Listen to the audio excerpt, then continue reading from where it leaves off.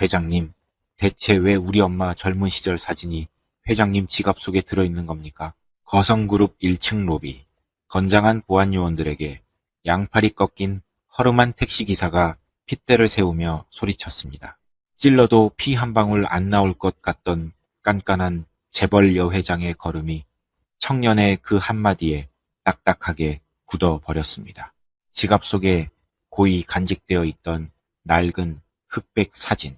그것은 30년 전 탐욕스러운 친척의 계략으로 기억을 잃고 길바닥에 버려졌던 청년의 병든 어머니였습니다. 단순한 분실물인 줄 알았던 명품 지갑 하나가 쏘아올린 거대한 폭풍. 그날 이후 가난한 택시 기사 모자를 노리는 끔찍한 납치극과 이를 박살내버리는 무자비한 참교육 액션이 도로 위에서 펼쳐집니다. 사연 시작 전 구독 눌러주시고 어디서 듣고 계신지 댓글 남겨주시면 그곳에 행복과 행운이 가득하기를 바라겠습니다. 짙은 새벽 안개가 도심의 텅 빈 교차로를 무겁게 짓누르고 있습니다. 주황색 낡은 택시 한 대가 거친 엔진 굉음을 토해내며 도로를 질주합니다. 신호등이 붉은색으로 바뀌기 직전입니다. 택시는 아슬아슬하게 차선 사이를 파고들며 멈추지 않고 앞으로 나아갑니다. 조수석 뒷자리에는 만삭의 임산부가 불룩한 배를 부여잡고 고통스러운 신음을 흘립니다. 옆에 앉은 남편이 사색이 된 얼굴로 앞좌석을 향해 다급하게 소리칩니다. 기사님, 제발 조금만 더 빨리 가주시면 안 될까요? 아내가 당장이라도 길에서 애를 낳을 것 같아요. 피도 조금씩 비치는 것 같고요. 돈은 원하시는 대로 다 드릴 테니까 제발 병원까지만 빨리 가주세요. 운전대를 잡은 강민재가 룸미러로 뒷좌석의 심각한 상황을 살피며 차분하게 대답합니다. 너무 걱정하지 마세요. 거의 다 왔습니다. 산모님은 심호흡 크게 하시고 손잡이 꽉 잡으십시오. 흔들릴 수 있습니다. 과거 카레이서로 서킷을 누볐던 강민재의 두 눈이 매섭게 빛납니다. 복잡하게 얽힌 좁은 골목길이 나타나자 한치의 망설임도 없이 핸들을 꺾습니다. 마치 매일 달리던 레이싱 트랙을 주행하듯 부드럽고 완벽하게 장애물들을 피해서 빠져나갑니다. 이리저리 쏠리는 차 안에서 임산부의 날카로운 비명소리가 가득 울려 퍼집니다. 여보, 나 진짜 죽을 것 같아. 배가 너무 끊어질 듯이 아파. 우리 아기 잘못되는 거 아니지. 조금만 견뎌. 기사님이 엄청 빨리 가고 계시잖아. 다 왔어. 눈 꼭 감고 숨 쉬어. 남편이 아내의 손을 꽉 쥐고 눈물을 글썽이며 달랩니다. 신들린 핸들링을 뽐내며 택시는 최단 시간 내에 대학병원 응급실 입구에 도착합니다. 차가 멈추기가 무섭게 남편이 헐레벌떡 문을 열고 뛰어나가 의료진을 향해 고함을 칩니다. 의사와 간호사들이 이동식 침대를 밀고 급하게 달려나옵니다. 강민재도 재빨리 차에서 내려 임산부가 안전하게 침대에 실리는 과정을 돕습니다. 남편이 지갑을 열어 5만 원권 지폐 여러 장을 허둥지둥 꺼내 떨리는 손으로 내밉니다. 기사님, 정말 평생 은인으로 모시겠습니다. 감사합니다. 잔돈은 절대 안 주셔도 됩니다. 강민재가 남편의 손을 부드럽게 밀어내며 희미하게 미소 짓습니다. 됐습니다. 무사히 병원에 도착했으니 그걸로 충분합니다. 빨리 부인 곁으로 가보세요. 순산하실 겁니다. 남편이 연신 허리를 굽혀 고맙다는 인사를 남기고 응급실 안으로 뛰어들어갑니다. 멀어지는 뒷모습을 보며 강민재는 다시 낡은 택시 운전석에 올라타 묵묵히 시동을 겁니다. 아침 해가 밝아오고 밤샘 교대 시간이 훌쩍 지났습니다. 피곤한 몸을 이끌고 도심 변두리에 위치한 허름한 요양병원 정문을 들어섭니다. 퀴퀴한 소독약 냄새가 코를 찌르는 6인실 병동의 가장 구석진 자리로 발걸음을 옮깁니다. 어머니 송정숙이 핏기 하나 없는 창백한 얼굴로 얇은 환자복을 입고 누워 있습니다. 과거 의문의 교통사고를 크게 당해 기억을 전부 잃고 뇌손상 후유증까지 심하게 앓고 있는 상태입니다. 강민재가 침대 옆 낡은 플라스틱 의자에 앉아 거칠게 튼 송정숙의 손을 두 손으로 조심스럽게 감싸줍니다. 엄마, 나왔어. 밤새 어디 아픈 데는 없었어. 아침밥은 잘 넘어갔고. 초점 없이 텅 빈 눈으로 허공만 바라보던 송정숙이 아들의 목소리에 아주 천천히 고개를 돌립니다. 우리 아들 왔어. 밤새 운전하느라 밥도 못 챙겨 먹은 거 아니야. 얼굴뼈가 다 드러났네. 내 걱정은 하지 말고 너나 잘 챙겨 먹어. 내 걱정은 왜 해? 나는 밖에서 맛있는 거 엄청 많이 먹고 다녀. 병원 밥 맛없다고 거르지 말고 주는 대로 꼭 참고 다 먹어야 해. 그래야 빨리 나아서 나랑 같이 살지. 힘없이 고개를 끄덕이는 송정숙의 야윈 얼굴을 보며 강민재의 가슴 한구석이 날카로운 것에 찔린 듯 아려옵니다. 침대 발치에 놓인 작은 수납장 위로 시선이 머뭅니다. 이번 달도 어김없이 날아온 밀린 병원비 고지서가 놓여 있습니다. 숫자가 빼곡하게 찍힌 종이를 반으로 접어 주머니 깊숙한 곳에 쑤셔 넣습니다. 병실 밖 복도로 빠져나온 강민재는 동전 자판기에서 뽑은 미지근한 캔커피를 단숨에 들이켭니다. 쓰디쓴 커피가 뻑뻑한 식도를 타고 넘어갑니다. 오늘 밤에도 한숨 자지 말고 운전대를 잡아야 한다고 입술을 깨물며 다짐합니다. 한편 같은 시각입니다. 거성그룹의 거대한 사옥 최상층에 위치한 회장 집무실은 당장이라도 터질 듯한 팽팽한 긴장감으로 가득 차 있습니다. 송희숙 회장이 넓고 화려한 마호가니 책상 앞에 꼿꼿하게 앉아 서류를 매섭게 노려보고 있습니다. 정확히 일주일 뒤 열릴 거성그룹 주주총회를 앞두고 그룹 내부의 경영권 분쟁이 극에 달한 상황입니다. 빨간색 펜을 쥔 손가락 마디에 하얗게 힘이 들어가며 서류 종이가 찢어질 듯 날카롭게 줄을 긋습니다. 감히 내 자리를 호시탐탐 노려. 어림없는 소리. 내가 이 그룹을 어떻게 키웠는데 피라미 같은 것들이 설쳐. 그때 육중한 집무실 문이 벌컥 열리며 비서실장이 사색이 된 얼굴로 다급하게 뛰어들어옵니다. 이마에 굵은 땀방울이 맺힌 채 서류철을 책상 위에 조심스럽게 올려놓으며 고개를 숙입니다. 회장님, 큰일 났습니다. 제가 어제 보고드렸던 잃어버린 여동생분 소재 파악과 관련된 핵심 단서가 외부로 완전히 유출되었습니다. 송희숙의 매서운 눈꼬리가 하늘을 찌를 듯 치켜 올라갑니다. 방금 뭐라고 했어? 내 유일한 핏줄을 찾는 그 중요한 기밀 문서가 새어나갔다고. 대체 어느 놈팽이가 내 등 뒤에서 칼을 꽂은 거야. 아직 정확한 범인은 파악하지 못했습니다. 하지만 그룹 내부에 아주 깊숙이 개입된 첩자가 있는 것이 확실합니다.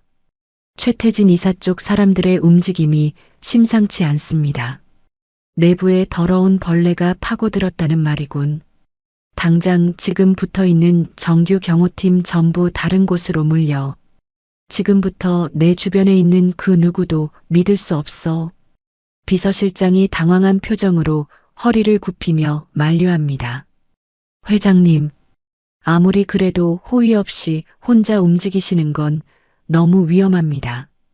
주주총회가 코앞인데 무슨 일이 생길지 모릅니다. 잔말 말고 시키는 대로 해. 내가 직접 조용히 사설 탐정을 만나서 내 눈으로 서류를 확인해야겠어. 내 일정은 전부 취소시켜. 자리에서 박차고 일어난 송희숙은 옷걸이에 걸린 검은색 재킷을 어깨에 걸치고 거침없이 문을 나섭니다. 어두운 지하 주차장으로 홀로 내려온 송희숙은 발걸음을 재촉합니다. 눈에 띄는 최고급 의전 세단 대신 구석에 주차되어 있던 평범한 검은색 세단 운전석에 직접 올라탑니다. 시동을 걸고 주차장 차단기를 매끄럽게 빠져나와 차들이 쌩쌩 달리는 넓은 대로로 진입합니다. 사옥을 완전히 벗어나자마자 룸미러를 확인하던 송희숙의 표정이 차갑게 굳어집니다. 번호판이 교묘하게 가려진 짙은 썬팅의 대형 스포츠 유틸리티 차량 3대가 소리 없이 꼬리를 물고 나타납니다. 일정한 간격을 유지하던 차량들이 순식간에 속도를 올리며 위협적으로 세단을 에워싸기 시작합니다. 이것들이 겁도 없이 백주대낮에 미행을 붙어 감히 내가 누군지 알고 앞을 가로막아 핸들을 꽉 쥐고 가속 페달을 밟아 속도를 높여보지만 거대한 차체들이 좌우를 가로막으며 거칠게 압박해옵니다. 차선 변경조차 불가능하게 사방이 꽉 막힌 숨막히는 상황이 도로 위에서 이어집니다. 전방에 좁은 교차로가 보이고 신호 대기 중인 거대한 화물 트럭 한 대가 서 있는 것이 눈에 띕니다. 송희숙은 기지를 발휘해 트럭 뒤로 바짝 붙어 급브레이크를 밟아 차를 세웁니다. 양옆을 가로막은 미행 차량들 때문에 시야가 완전히 차단된 아주 짧은 찰나의 틈이 생깁니다. 직감적으로 지금 이 순간이 아니면 영원히 빠져나갈 수 없다고 뼈저리게 판단합니다. 숨을 크게 들이마시고 조수석 쪽 문을 조심스럽게 엽니다. 달리던 세단이 완전히 멈추기 직전 밖으로 몸을 과감하게 내던집니다. 차가운 아스팔트 바닥을 구르며 무릎과 팔꿈치가 까져 피가 흐르지만 고통을 느낄 새조차 없습니다. 인도 쪽에 비상등을 켜고 조용히 정차 중이던 낡은 택시 한 대가 송희숙의 시야에 들어옵니다. 황급히 몸을 일으켜 택시 뒷문 손잡이를 강하게 당겨 열고 차 안으로 몸을 던지듯 숨깁니다. 뒷좌석 좁은 바닥에 납작 엎드린 채 심장이 터질 듯 거친 숨을 몰아쉽니다. 떨리는 손으로 가방에서 명품 지갑을 꺼내 열고 5만 원권 지폐 다발을 거머쥡니다. 운전석을 향해 지폐 다발을 뭉텅이로 던지며 손을 마구 저으며 다급하게 소리칩니다. 기사님, 제발 부탁입니다. 아무것도 묻지 말고 당장 여기서 출발해 주세요. 제발 빨리요. 밤샘 운전의 피로를 풀기 위해 운전석 의자를 뒤로 젖히고 눈을 붙이고 있던 강민재가 깜짝 놀라 몸을 일으킵니다. 앞좌석으로 눈처럼 쏟아진 돈다발과 뒷좌석 바닥에 엎드려 벌벌 떠는 중년 여성을 번갈아 바라봅니다. 손님, 갑자기 남의 차에 타서 이러시면 곤란합니다. 대체 무슨 일이신데요? 설명할 시간 없어요. 일단 여기서 최대한 멀리 벗어나 주세요. 빨리 시동 걸고 밟으라고요. 제발이요. 강민재는 직감적으로 이상한 낌새를 채고 룸미러를 통해 택시 뒤편의 상황을 날카롭게 살핍니다. 방금 전까지 여성이 타고 있던 텅 빈 세단 주변으로 검은 양복을 입은 험악한 체격의 괴한들이 벌떼처럼 모여듭니다. 열린 차 문을 거칠게 확인하고 주변을 매섭게 두리번거리는 그들의 모습이 심상치 않게 다가옵니다. 단순한 상황이 아니라 범상치 않은 위험에 처했음을 본능적으로 직감한 강민재의 표정이 얼음장처럼 차갑게 가라앉습니다.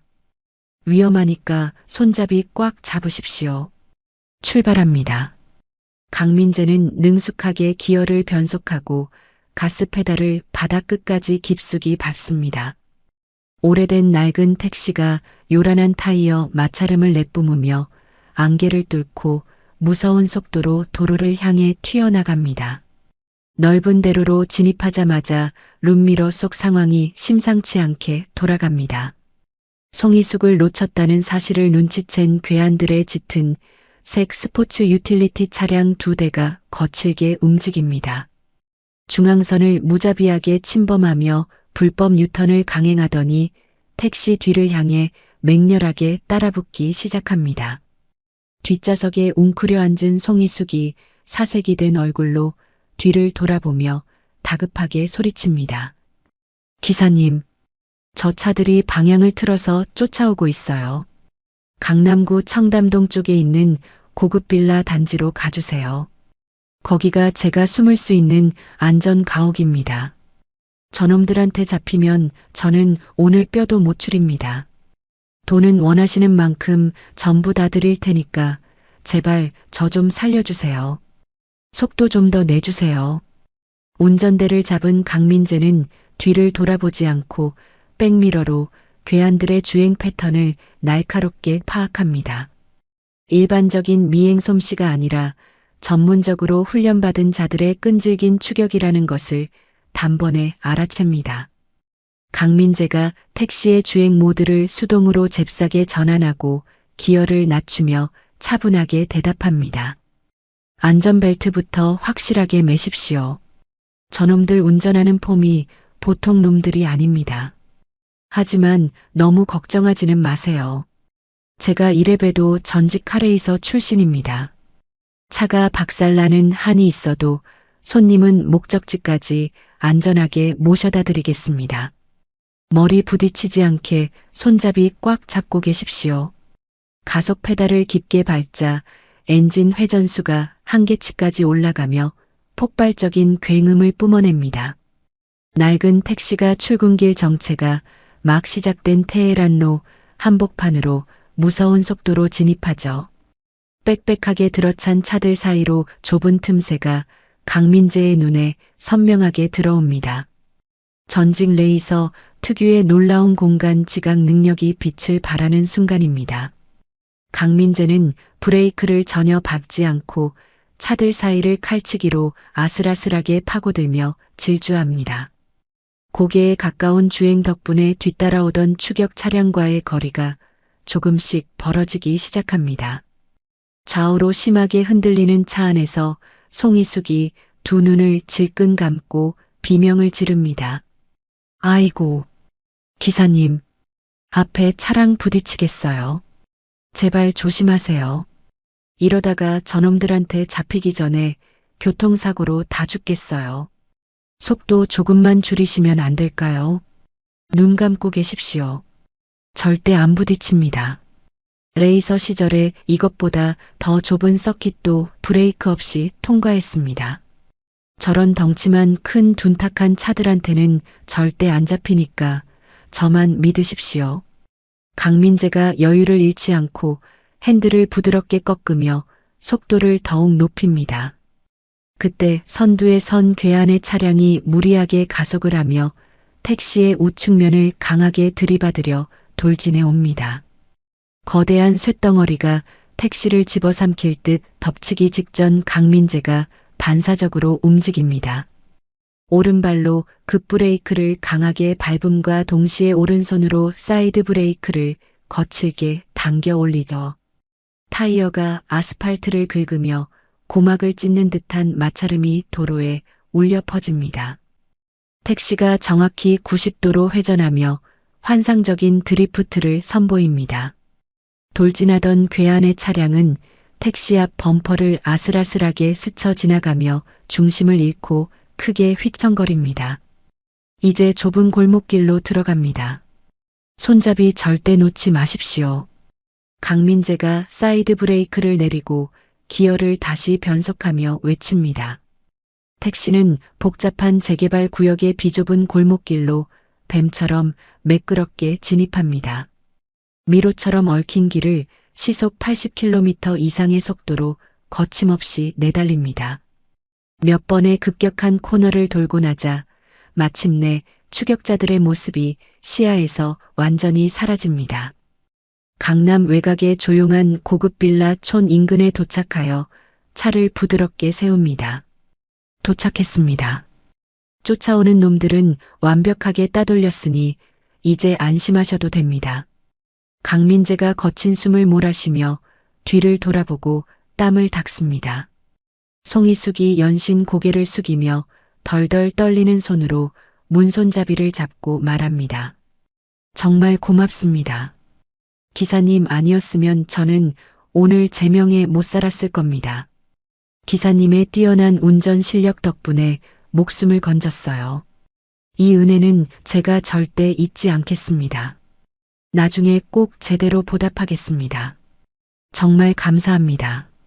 송이숙은 뒤를 돌아볼 새도 없이 도망치듯 택시에서 내려 빌라 안으로 황급히 사라집니다. 긴장이 풀린 강민재는 운전대에 이마를 기대고 턱 밑까지 차오른 숨을 천천히 고릅니다. 헝클어진 머리를 쓸어 넘기며 택시 내부를 정리하기 위해 뒷좌석을 살핍니다. 뒷좌석 발판 구석에 떨어져 있는 짙은 버건디 색상의 악어 가죽 지갑이 눈에 들어오죠. 조심스럽게 지갑을 주워들고 고급스러운 가죽의 촉감을 확인합니다. 아까 그 손님이 너무 놀라서 지갑을 흘리고 가셨나 보네. 이렇게 비싸 보이는 명품 지갑을 두고 내리시다니. 신분증 확인해서 빨리 경찰서에 가져다 줘야겠다. 강민재가 지갑을 조수석에 내려놓으며 혼잣말을 중얼거립니다. 같은 시각 거성그룹 본사에 위치한 최태진 이사의 집무실입니다. 무거운 정적이 흐르는 가운데 갑자기 귀를 찌르는 파열음이 방 안을 가득 채웁니다. 미행 실패 보고를 받은 최태진 이사가 골프채를 거칠게 휘둘러 고급 유리 테이블을 산산조각 낸 것입니다. 얼굴이 불그락 푸르락 달아오른 최태진 이사가 씩씩거리며 용역업체 행동대장의 정강이를 사정없이 걷어찹니다. 이 멍청한 새끼야. 다 늙은 여자 하나를 제대로 미행하지 못하고 놓쳐버려. 도대체 일을 어떻게 처리하는 거야? 내가 너희들한테 쏟아부은 돈이 얼만데 이런 쓰레기 같은 결과를 가져와. 허름한 택시기사 하나 못 제치고 다 놓쳐버리다니 당장 내 눈앞에서 사라지기 전에 변명이라도 해봐. 최태진 이사가 목에 핏대를 세우며 침을 튀기며 고함을 지릅니다. 행동대장이 무릎을 꿇고 바닥에 엎드려 싹싹 빌며 벌벌 떨리는 목소리로 대답합니다. 정말 죄송합니다. 이사님, 그 택시 운전사가 보통 솜씨가 아니었습니다. 브레이크도 안 밟고 골목길로 미꾸라지처럼 빠져나가는데 우리 차로는 도저히 따라잡을 수가 없었습니다. 다시는 이런 일 없도록 하겠습니다. 한 번만 목숨만 살려주십시오. 목숨. 지금 내 앞에서 목숨 타령이 나와. 30년 전에 내가 그 계집애를 교통사고로 위장해서 길바닥에 내다버렸어. 송이숙이 평생 찾지 못하게 완벽하게 처리했다고 믿었는데 이제 와서 냄새를 맡고 움직이기 시작했단 말이야. 만약 송이숙이 나보다 먼저 그 잃어버린 동생을 찾아서 모든 진실을 알게 되면 내 목숨이 날아가는 거야. 일주일 뒤 주주총회고 뭐고 다 끝장이라고. 지금 당장 조직원들 전부 풀어서 무슨 수를 써서라도 그 동생년 흔적부터 샅샅이 찾아내. 송이숙보다 단 1분이라도 먼저 찾아서 세상에서 완벽하게 지워버리란 말이야. 내 말 명심해. 최태진 이사가 부서진 유리 조각 위로 골프채를 쾅쾅 내리찍으며 악을 씁니다. 행동대장이 식은땀을 뻘뻘 흘리며 허리를 굽히고 황급히 집무실 밖으로 도망칩니다. 최태진 이사는 창밖의 빌딩 숲을 매섭게 노려보며 꽉 조인 넥타이를 거칠게 풀어 헤칩니다. 강남의 안전가옥으로 무사히 대피한 송이숙은 거실 소파에 털썩 주저앉습니다. 아직도 진정되지 않는 가슴을 부여잡고 숨을 헐떡입니다. 사설 탐정에게 급히 연락을 취하기 위해 가방을 열어 안을 뒤적거립니다. 하지만 아무리 찾아도 손에 익숙한 지갑의 부드러운 감촉이 느껴지지 않죠. 가방 안의 내용물을 거실 바닥에 전부 쏟아내고 미친 듯이 파헤치기 시작합니다. 분신과도 같은 명품 지갑이 감쪽같이 사라진 것을 깨달은 순간 숨이 턱 막혀옵니다. 안 돼. 내 지갑. 지갑이 어디 갔지? 설마 아까 그 택시 바닥에 두고 내렸나? 돈이나 카드는 전부 다 잃어버려도 상관없어. 하지만 그 사진은 안 돼.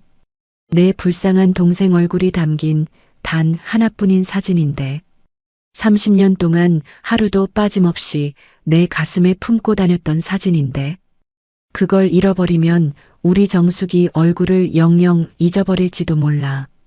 제발 누가 좀 찾아줘. 내 동생 사진만 돌려주면 뭐든 다 줄 텐데. 정숙아, 언니가 미안해. 내가 널 지키지 못해서 미안해. 송이숙이 바닥에 웅크리고 앉아 머리를 쥐어뜯으며 처절하게 오열합니다. 뜨거운 눈물이 주름진 뺨을 타고 쉴 새 없이 흘러내려 푹신한 카펫을 검게 적십니다. 강민재는 분실물을 파출소에 맡기기 전 신분증이라도 확인할 요량으로 한적한 도로변에 차를 세웁니다.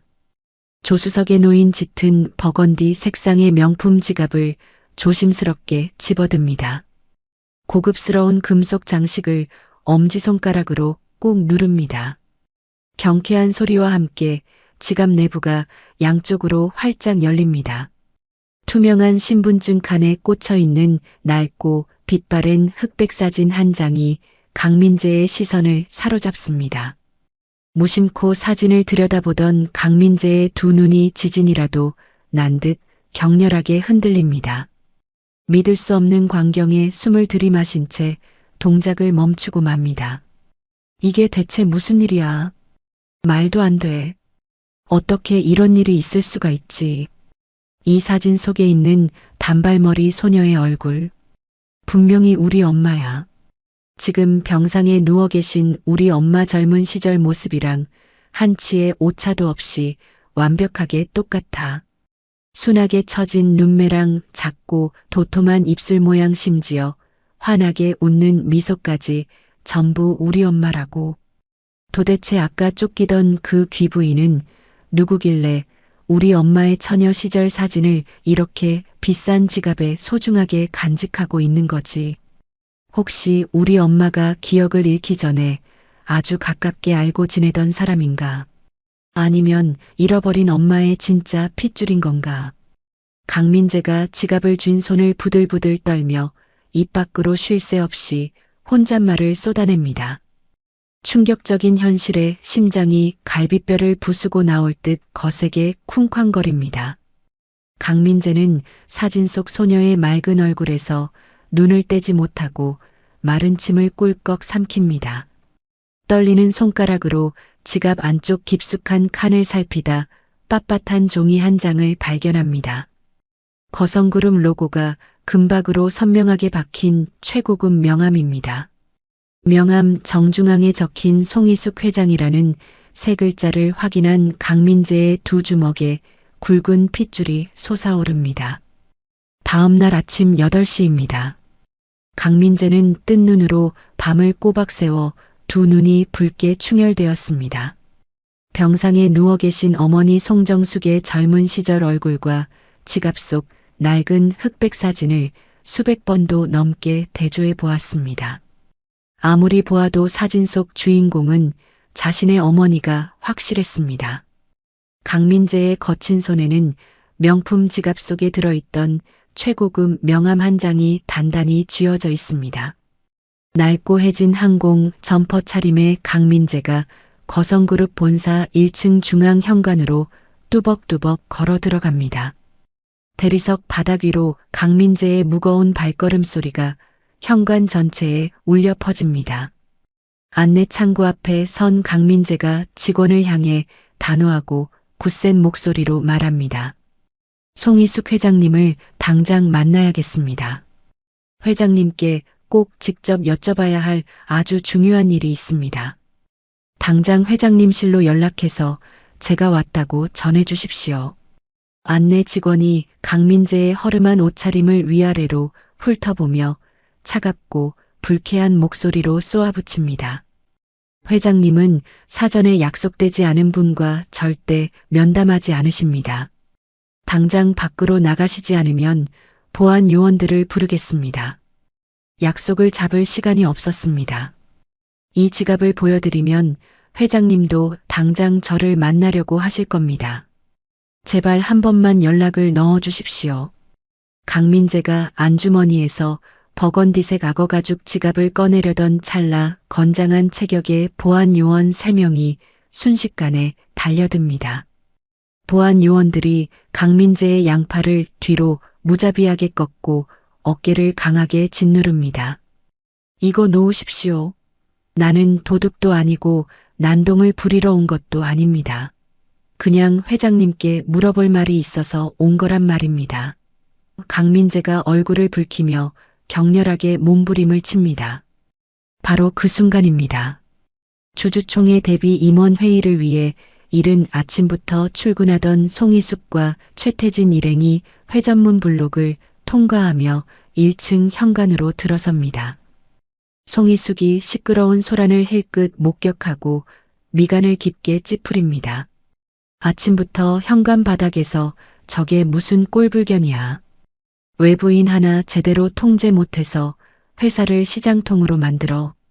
당장 저 소음부터 끄고 조용히 처리해. 송희숙이 옆에 선 비서실장에게 날카롭게 지시하고는 승강기 쪽으로 발걸음을 돌립니다. 강민재는 명함에서 보았던 송희숙의 얼굴을 단번에 알아보고 전직 카레이서의 짐승 같은 반사신경을 발휘합니다. 자신을 짓누르던 보안 요원의 다리를 순식간에 걸어 바닥으로 보기 좋게 넘어뜨립니다. 구속이 풀린 강민재가 승강기를 향해 걸어가는 송희숙의 뒷모습을 향해 버건디색 명품 지갑을 하늘 높이 번쩍 들어 올립니다. 송희숙 회장님, 어제 제 택시에 두고 내리신 이 지갑을 돌려드리러 왔습니다. 그리고 꼭 하나만 묻겠습니다. 왜 우리 엄마 젊은 시절 사진이 회장님 지갑 속에 들어있는 겁니까? 넓은 1층 현관 전체가 쩌렁쩌렁 울릴 만큼 거대하고 절박한 외침입니다. 강민재의 목소리에 송희숙의 발걸음이 그 자리에 딱딱하게 굳어버립니다.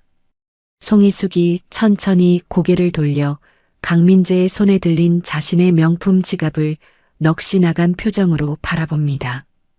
옆에 서 있던 최태진의 안색은 순식간에 하얀 잿빛으로 변해버립니다. 어머니라는 단어와 잃어버린 지갑의 존재를 동시에 확인한 최태진의 눈동자가 지진이라도 난 듯 거세게 요동칩니다. 최태진은 황급히 비서진들 등 뒤로 한 걸음 물러서며 답답한 듯 넥타이를 거칠게 풀어헤칩니다. 저놈이 지금 방금 엄마라고 했어. 송희숙 지갑 속에 있는 사진이라면 분명히 30년 전에 내가 사고로 처리했던 그 여동생 년일 텐데 저렇게 다 큰 아들이 살아있다고. 설마 그 끔찍한 사고를 당하고도 지금까지 살아서 숨을 쉬고 있단 말이야. 이대로 송희숙이 모든 진실을 알게 되면 내 목이 날아가는 건 시간 문제야. 절대 만나게 둬서는 안 돼. 최태진이 입술을 파르르 떨며 속으로 극도의 불안감을 삼킵니다. 송희숙의 손에 들려있던 두꺼운 서류철이 대리석 바닥으로 힘없이 툭 떨어집니다. 수백 장의 서류가 눈송이처럼 사방으로 어지럽게 흩날립니다. 송희숙은 다리의 힘이 완전히 풀려 그 자리에 털썩 주저앉을 뻔합니다. 비서실장이 다급하게 달려와 송희숙의 양팔을 단단히 부축합니다. 송희숙이 파르르 떨리는 손가락으로 강민재를 가리키며 악을 쓰듯 소리칩니다. 당장 저 청년을 놓아주지 못해. 저 아이 털끝 하나라도 건드리는 놈은 오늘부로 당장 해고야. 빨리 저 청년을 내 집무실로 정중하게 모셔와. 당장 데려와. 사옥 최상층 최고급 집무실의 무거운 철문이 닫히자마자 무거운 정막이 내려앉습니다. 송희숙이 강민재의 양손을 덥석 부여잡고 눈물을 뚝뚝 흘리며 다급하게 묻습니다. 학생, 아까 현관에서 한 말이 무슨 뜻이야? 내 지갑 속에 있는 사진이 자네 어머니라니. 그게 정말 사실이야. 나한테 제발 똑똑히 말해줘. 자네 어머니 성함이 어떻게 되시나? 올해 연세는 어떻게 되시고? 강민재가 낡은 휴대전화 사진첩을 열어 송희숙의 눈앞에 선명하게 보여줍니다. 저희 어머니 성함은 송정숙입니다. 연세는 올해로 딱 62이십니다. 지금은 몸이 많이 편찮으셔서 요양병원에 누워 계십니다. 이 사진이 어머니의 가장 최근 모습입니다. 송희숙이 휴대전화 화면을 낚아채듯 가져가 눈앞에 바짝 들이댑니다. 병상에 누워있는 깡마른 중년 여성의 모습이지만 사진 속 소녀의 맑은 이목구비가 고스란히 남아 있습니다. 강민재가 휴대전화 화면을 한 장 더 옆으로 넘겨 확대합니다. 어머니 이마 오른쪽을 자세히 보십시오. 초승달 모양으로 깊게 파인 흉터 자국이 있습니다. 30년 전쯤 아주 큰 교통사고를 당하셨을 때 생긴 흉터라고 들었습니다. 그 사고 때문에 어머니는 과거의 기억을 전부 잃어버리셨습니다. 자신이 누구인지조차 모르고 평생을 고생만 하며 사셨습니다. 화면 속 흉터의 위치와 기묘한 모양을 확인한 송희숙의 두 눈에서 참았던 눈물이 폭포수처럼 쏟아집니다. 30년 전 끔찍했던 사고 당일 어린 동생의 이마에서 피가 철철 흐르던 바로 그 위치와 한치의 오차도 없이 정확하게 일치합니다. 송희숙이 휴대전화를 가슴에 꽉 품어안고 바닥에 엎드려 두꺼운 카펫을 사정없이 쥐어뜯습니다. 짐승이 울부짖는 듯한 처절한 오열이 넓은 집무실을 가득 채웁니다. 정수가, 내 불쌍한 동생 정수가, 네가 여태 살아있었구나. 이 못난 언니가 미안해. 그 모진 세월 동안 기억도 없이 얼마나 무섭고 외로웠니? 널 이렇게 병들게 둔 이 못난 언니를 당장 죽여다오. 하늘도 무심하시지 우리 착한 동생한테 어찌 이런 가혹한 시련을 주신단 말이냐. 정수가, 내가 당장 너를 데리러 갈게. 이제 절대 널 혼자 두지 않을 거야. 송희숙이 주먹으로 가슴을 쾅쾅 내리치며 숨이 넘어갈 듯 통곡합니다. 그토록 애타게 찾아 헤매던 어머니의 잃어버린 과거와 기적 같은 핏줄을 마주한 강민재 역시 붉어진 눈시울을 옷소매로 훔칩니다. 어머니가 평생 짊어지고 온 짙은 외로움이 한순간에 씻겨 내려가는 것을 느낍니다. 강민재가 눈물을 닦으며 송희숙에게 한 걸음 다가서서 단호한 목소리로 말합니다. 회장님, 눈물은 나중에 닦으시고 지금은 당장 병원으로 가셔야 합니다. 어머니가 그토록 기다리시던 가족이 이렇게 가까운 곳에 계셨다니 저도 믿기지가 않습니다. 회장님이 곁에 계시면 어머니의 잃어버린 기억도 금방 돌아올지 모릅니다. 제가 밖에서 택시로 직접 모시겠습니다. 어서 일어나십시오. 송희숙이 비틀거리며 자리에서 일어나 헝클어진 머리를 수습하고 결연하게 고개를 끄덕입니다. 그래, 자네 말이 100번 맞아. 여기서 이렇게 울고만 있을 시간이 없어. 30년을 하루같이 애타게 찾았는데 단 1분 1초라도 더 지체할 수 없지. 당장 내 동생을 데리러 가야 해. 비서실장, 지금 당장 내 오후 일정 전부 다 취소해. 그리고 우리 정수기가 편하게 치료받을 수 있게 우리 거성병원 최고급 특실 당장 비워놔. 무슨 일이 있어도 내 동생은 이 언니가 무조건 살려낼 거야. 회장님, 어머니는 지금 외곽에 있는 소망 요양병원에 계십니다.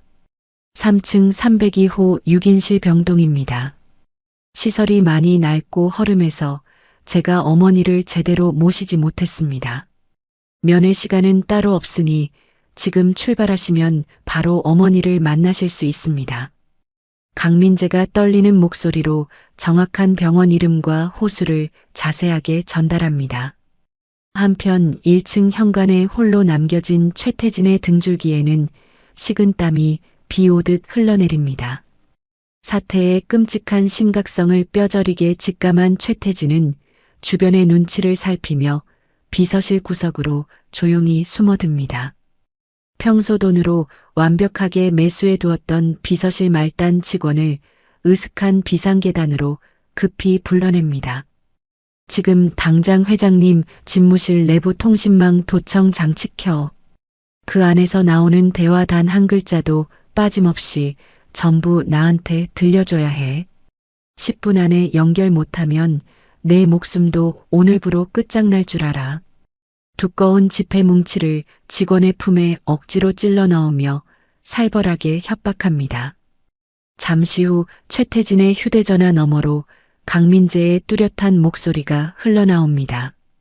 외곽 소망 요양병원 3층 302호 6인실이라는 구체적인 위치를 듣자마자 최태진은 안주머니에서 수첩을 꺼내 볼펜으로 미친 듯이 휘갈겨 적습니다.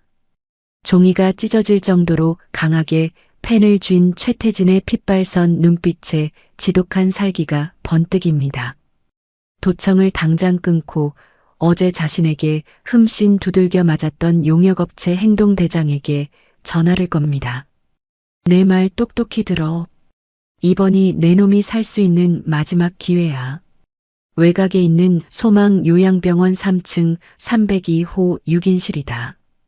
거기에 송정숙이라는 62살 여자가 지금 누워 있어. 지금 당장 조직원들 싹 다 풀어서 그 병원으로 쳐들어가. 의사나 간호사로 위장하든 약물사고로 위장하든 수단과 방법은 절대 가리지 마. 주주총회가 열리기 전에 무조건 그 여자의 숨통을 완벽하게 끊어놔. 송이숙이 그 병원에 도착하기 전에 핏자국 하나 남기지 말고 깔끔하게 처리해. 만약 이번에도 실패하면 내 놈 배를 갈라서 먼 바다에 던져버릴 테니까 알아서 해. 최태진이 이를 부득부득 갈며 끔찍한 암살 지시를 내립니다. 주주총회 전에 모든 증거를 인멸해야만 자신이 거성그룹을 통째로 삼킬 수 있다는 더러운 탐욕이 최태진의 이성을 완전히 마비시켜버립니다. 외곽에 위치한 소망 요양병원 3층 복도입니다. 험악한 인상을 가진 남자 4명이 낡은 작업복을 입고 수상하게 어슬렁거리네요. 최태진 이사의 사주를 받은 용역업체 행동대장과 조직원들이죠. 주위를 날카롭게 살피며 송정숙이 입원한 6인실 병동 앞 복도에 흩어져 진입할 기회를 노립니다. 행동대장이 품속에서 날카로운 주사기를 꺼내 만지작거리며 작게 속삭입니다. 다들 정신 똑바로 차려. 저기 302호 병실 구석 자리에 누워있는 늙은 여자 하나만 처리하면 끝난다. 의사나 간호사들 눈에 띄지 않게 조용히 약물만 투여하고 바로 비상계단으로 빠져나가는 거다.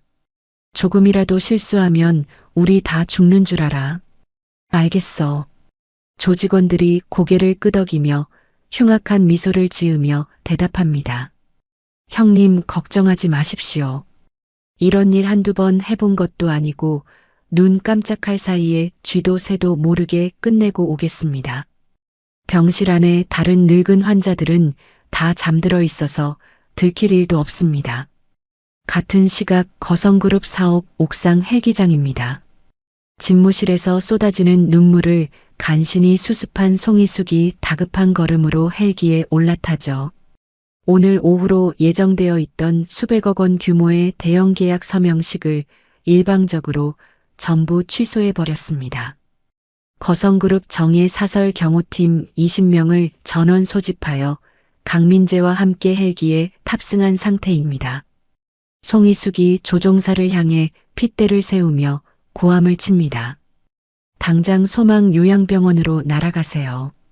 단 1분이라도 늦으면 안 됩니다. 내 동생이 지금 당장 목숨이 위험할 수도 있어요. 무조건 속도 최대한 높여서 빨리 가주세요. 강민재가 옆자리에 앉아 송이숙의 덜덜 떨리는 두 손을 꽉 잡아주며 진정시킵니다. 이모님, 너무 걱정하지 마십시오. 어머니는 안전하실 겁니다. 헬기가 도착할 때까지 조금만 마음을 편하게 가지십시오. 송이숙이 강민재의 손을 마주 잡고 눈시울을 붉히며 말합니다. 고맙다 민재야.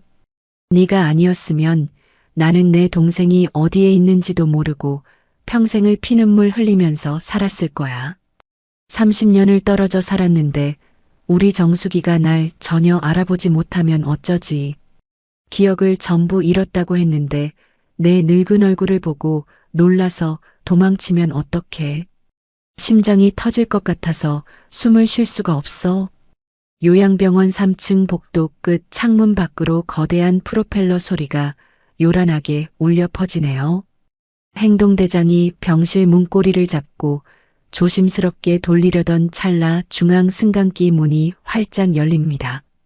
검은 정장을 입은 거성그룹 사설 경호팀 20명이 무서운 기세로 쏟아져 나와 복도 양끝을 순식간에 완전히 장악하죠.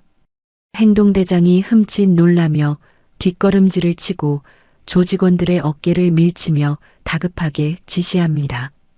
야, 당장 주사기 숨겨. 저놈들 덩치 보니까 보통 놈들이 아니야. 여기서 걸리면 우리 다 뼈도 못 추리니까 빨리 뒤쪽 비상계단으로 도망쳐. 당장 뛰어. 조직원들은 품속에 숨겼던 흉기를 깊숙이 찔러 넣고 바닥에 엎드리듯 비상계단으로 모습을 감춥니다. 경호원들의 삼엄한 호의를 받으며 송이숙이 낡고 칠이 벗겨진 6인실 병실 문을 덜덜 떨리는 손으로 엽니다. 코를 찌르는 지독한 소독약 냄새 사이로 가장 구석 자리에 누워있는 깡마른 여동생의 모습이 눈에 들어옵니다. 앙상하게 뼈만 남은 몸에 낡고해진 환자복을 입고 힘없이 잠들어 있습니다. 송이숙은 차마 소리조차 내지 못하고 두 손으로 입을 꽉 틀어막습니다. 다리에 힘이 풀려 낡은 철제 침대 곁으로 풀썩 무릎을 꿇고 천천히 다가갑니다.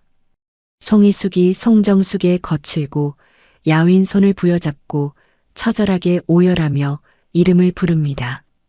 정숙아, 내 동생 정숙아, 네가 어떻게 이런 더러운 곳에서 이렇게 비참하게 말라가고 있었어. 이 언니가 널 찾으려고 30년을 온 세상을 다 뒤지고 다녔어. 눈 좀 떠봐 정숙아. 내 큰언니가 드디어 널 데리러 왔어. 낯선 여자의 거친 흐느낌에 얕은 잠이 들었던 송정숙이 무거운 눈꺼풀을 천천히 뜹니다. 송정숙이 당황한 표정으로 자신의 앙상한 손을 꽉 잡고 우는 귀부인을 멍하게 바라보네요. 송정숙이 힘없는 목소리로 더듬거리며 조심스럽게 묻습니다. 누구신데 제 손을 잡고 이렇게 슬프게 우시는 거예요? 저는 뇌를 크게 다쳐서 옛날 일을 아무것도 기억하는 게 없어요. 사람을 잘못 보신 것 같아요. 민재야. 우리 아들 민재야, 너 어디 있니? 송이숙이 품속 명품 지갑에서 낡고 빛바랜 가족사진을 꺼내 송정숙의 눈앞에 보여주며 애원합니다. 나야 정숙아. 내 큰언니 희숙이야. 우리 어릴 때 집앞 마당에서 같이 찍은 사진이잖아. 내 이마에 난 흉터 자국 좀 봐. 네가 나비 잡겠다고 뛰어다니다가 돌부리에 넘어져서 다쳤잖아. 그때 내가 매일 꼬맹이라고 불렀는데 진짜 기억 안 나니? 꼬맹아. 내 꼬맹아 언니 얼굴 좀 자세히 봐봐. 사진을 받아든 송정숙의 탁한 눈동자가 지진이 난 것처럼 거세게 흔들립니다. 송이숙이 목 놓아 부르는 꼬맹이라는 어린 시절 애칭을 듣는 순간 굳게 닫혀있던 기억의 조각들이 섬광처럼 터져나옵니다. 머릿속을 뾰족한 송곳으로 찌르는 듯한 극심한 두통이 밀려와 송정숙이 양손으로 머리를 쥐어뜯습니다. 송정숙이 괴로운 듯 신음을 뱉어내며 덜덜 떨리는 목소리로 말합니다. 머리가 너무 아파요. 큰언니. 맞아, 나 꼬맹이 맞아. 큰언니가 나 맨날 등에 업어 키웠잖아. 큰언니가 나 학교 갈 때 예쁜 빨간 구두도 사줬는데. 나 이제 다 기억나. 언니 나 너무 무서웠어. 언니 보고 싶었어. 30년이라는 길고 잔혹했던 세월의 벽을 단숨에 부수어버리는 순간입니다. 서로의 핏줄을 완벽하게 확신한 두 자매는 누가 먼저랄 것도 없이 서로의 목을 강하게 끌어안습니다. 차가운 병실 바닥에 나뒹굴듯 주저앉아 하늘이 무너지도록 목 놓아 통곡하죠. 송정숙이 송이숙의 어깨에 얼굴을 파묻고 어린아이처럼 엉엉 소리 내어옵니다. 언니, 나 그동안 진짜 너무 무서웠어. 내가 누군지 진짜 이름이 뭔지도 하나도 모르고 바보처럼 살았어. 매일 밤마다 깜깜한 길바닥에 혼자 버려지는 끔찍한 꿈을 꿨어. 우리 착한 아들 민재 아니었으면 나 벌써 길에서 얼어 죽었을 거야. 이제 나 절대 버리지 마 언니. 송이숙이 송정숙의 굽은 등뼈를 쓰다듬으며 눈물 범벅이 된 얼굴로 굳게 다짐합니다. 절대 안 버려. 내가 오늘 당장 죽는 한이 있어도 2번 다시 내 손 절대 안 놓을 거야. 내 하나뿐인 동생을 이 지경으로 만든 짐승만도 못한 놈들 내가 하나도 빠짐없이 다 찾아내서 갈기갈기 찢어버릴 거야. 이제 아무 걱정하지 마 정수가. 병실 밖 복도에서 두 사람의 애틋하고 처절한 상봉을 말없이 지켜보던 강민재의 뺨 위로도 뜨거운 눈물이 뚝뚝 떨어집니다. 어머니가 마침내 온전한 가족의 품을 찾았다는 사실에 가슴을 쓸어내리며 두 주먹을 꽉 쥡니다. 강민재가 붉어진 눈으로 하늘을 올려다보며 소리 없이 속삭이네요. 엄마, 이제 진짜 다행이다. 평생 기억도 없이 외롭게 살았던 우리 엄마한테 진짜 가족이 생겼어. 이제 맛없는 요양병원 밥 억지로 안 먹어도 되고 딱딱한 침대에서 앉아도 돼.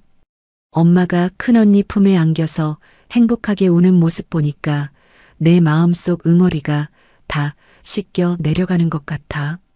송이숙의 즉각적이고 단호한 지시가 떨어지자마자 상황이 급박하게 돌아가기 시작합니다. 거성그룹 소속의 대형 병원에서 긴급 파견된 최신형 특수 구급차가 요양병원 정문 앞에 미끄러지듯 도착하죠. 최고의 실력을 갖춘 의사와 간호사들이 뛰어와 송정숙을 안전하고 조심스럽게 구급차로 옮겨 태웁니다. 낡고 퀴퀴한 냄새가 나는 요양병원을 완전히 벗어난 송정숙은 국내 최고의 의료진이 24시간 대기하고 있는 거성병원 VIP 특실로 즉각 이송됩니다. 수십 개의 최고급 의료 장비와 공기청정기가 쉴 새 없이 돌아가는 넓고 화려한 1인실 병동입니다. 푹신하고 따뜻한 최고급 침구에 어머니가 편안한 표정으로 누워 최고급 영양수액을 맞는 모습을 확인합니다. 강민재는 그제야 며칠 동안 목을 조르던 극도의 긴장을 비로소 풀고 깊은 안도의 한숨을 길게 내쉽니다. 강민재가 침대 옆 푹신한 소파에 앉아 송정숙의 이불깃을 꼼꼼하게 덮어주며 환하게 미소 짓습니다. 엄마, 여기 침대 엄청 푹신하고 좋지. 방금 의사 선생님이 엄마 영양 상태가 많이 안 좋아서 세상에서 제일 좋은 약 잔뜩 놔주신대. 여기서 며칠만 푹 쉬면서 밥 잘 먹으면 금방 옛날처럼 뛰어다닐 수 있을 거래. 이제 내 택시 운전 걱정하지 말고 돈 걱정도 절대 하지 마. 아프면 아프다고 간호사 선생님들한테 다 말해. 송정숙이 한결 혈색이 도는 편안해진 얼굴로 강민재의 거친 손등을 다정하게 토닥입니다. 우리 아들 그동안 못난 엄마 병원비 번다고 밥도 굶고 잠도 못 자고 고생 엄청 많았지. 엄마가 진짜 다 미안해.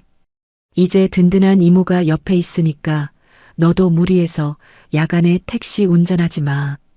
우리 아들 잘생긴 얼굴 상한 거 보니까 엄마 가슴이 갈기갈기 찢어지는 것 같다. 그때 송이숙이 두꺼운 검은색 가죽 서류 가방을 들고 VIP 병실 안으로 성큼성큼 걸어 들어옵니다.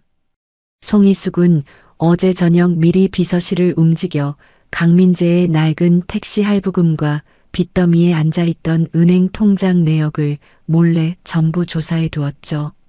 강민재가 떠안고 있던 모든 악성 채무를 어젯밤 전액 상환 처리하고 도심 최고급 주상복합 아파트의 매매 계약서를 직접 준비해 온 것입니다. 송희숙이 무거운 서류 봉투를 강민재의 무릎 위에 덥석 올려놓으며 위풍당당하게 말합니다. 민재야, 이거 당장 열어받아라. 내가 어제부로 내 이름으로 된 지긋지긋한 빚 전부 다 현찰로 갚아버렸다.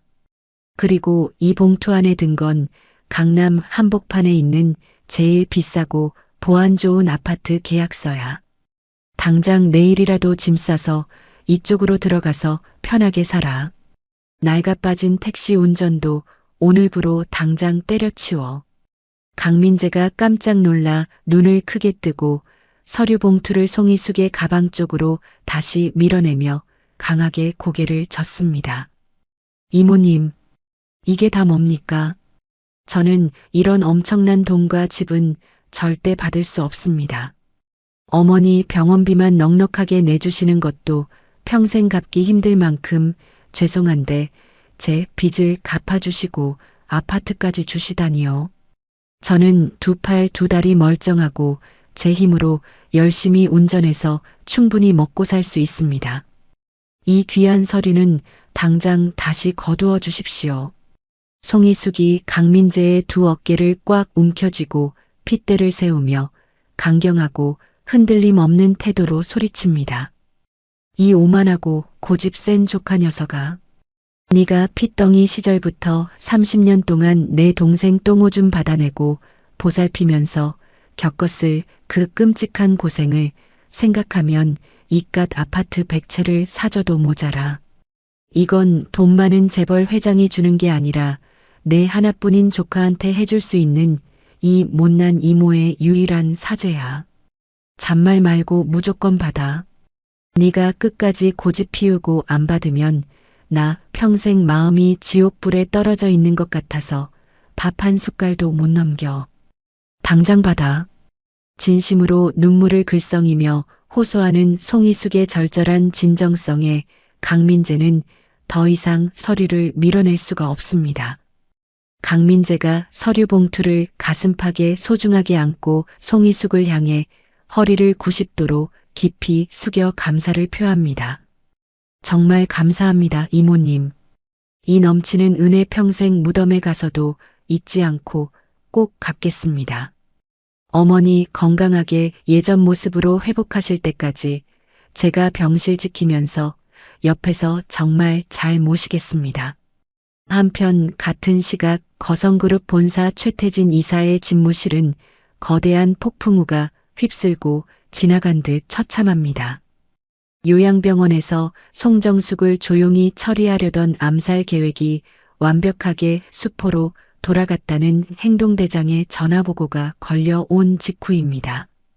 최태진 이사가 전화기를 대리석 바닥에 집어 던져 산산조각 내고 무거운 골프채를 들어 책상 위 대형 모니터를 무자비하게 박살내며 악을 씁니다. 이 쓸모없는 기생충 같은 새끼들. 병원에 송희숙 경호원들이 쫙 깔려서 손도 못 대고 비상계단으로 도망쳤다고. 일이 이 지경이 될 때까지 너희들은 대체 눈을 뜨고 뭘 한 거야? 송희숙이 이미 정수기를 자기네 VIP 병실로 빼돌려버렸단 말이야. 이제 우리 계획은 다 시궁창에 처박혔어. 일주일 뒤 주주총회가 열리기 전에 그 두 년놈들이 멀쩡하게 살아서 단상에 올라가 내 30년 전 과거를 다 까발리면 나는 당장 쇠고랑 차고 감옥행이야. 눈이 붉게 뒤집힌 최태진은 거친 숨을 헐떡이며 사무실 카페 뒤를 미친 듯이 서성입니다. 최태진이 바닥에 나뒹구는 박살난 전화기를 다시 주워들고 행동대장에게 피도 눈물도 없는 최후의 지시를 내리죠. 지금 당장 서해안 항구 쪽에 번호판 바꾼 대포차 승합차 여러 대 쫙 대기시켜놔. 경호원들 깔린 병원 안에서는 절대 죽일 수 없으니까 무슨 수를 써서라도 그 두 자매랑 조카놈을 병원 밖으로 끌어내. 가짜 미끼를 던지든 건물에 불을 지르든 수단과 방법 절대 가리지 말고 바깥으로 기어 나오게 만들어. 밖으로 나오는 순간 틈을 타서 3명 한꺼번에 승합차에 쳐넣어. 이번이 내 인생 걸고 하는 마지막 납치 도박이다. 실수하면 너희들 가족까지 다 죽어. 궁지에 완벽하게 몰린 최태진은 주주총회 전에 3사람의 숨통을 끊기 위해 가장 치밀하고 잔혹한 납치극을 기획하며 이빨을 빠득빠득 갑니다. 어머니 송정숙이 최고급 VIP 병동으로 옮겨진 지 어느덧 사흘이 지났습니다.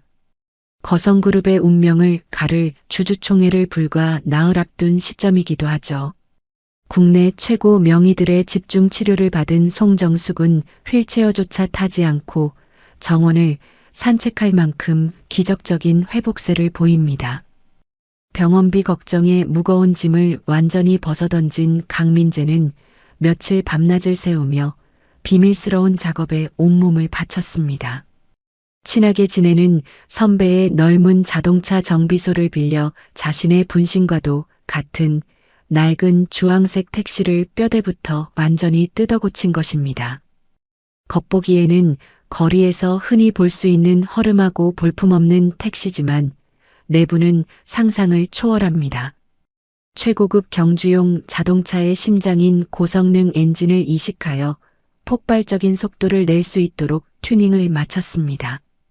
차체 하부와 앞뒤 범퍼는 두꺼운 강철판으로 빈틈없이 덧대어 어떤 충격에도 부서지지 않게 철갑을 두른 듯 단단히 무장했습니다. 겉은 평범해도 속은 무시무시한 괴물 같은 차로 완벽하게 재탄생시킨 것입니다.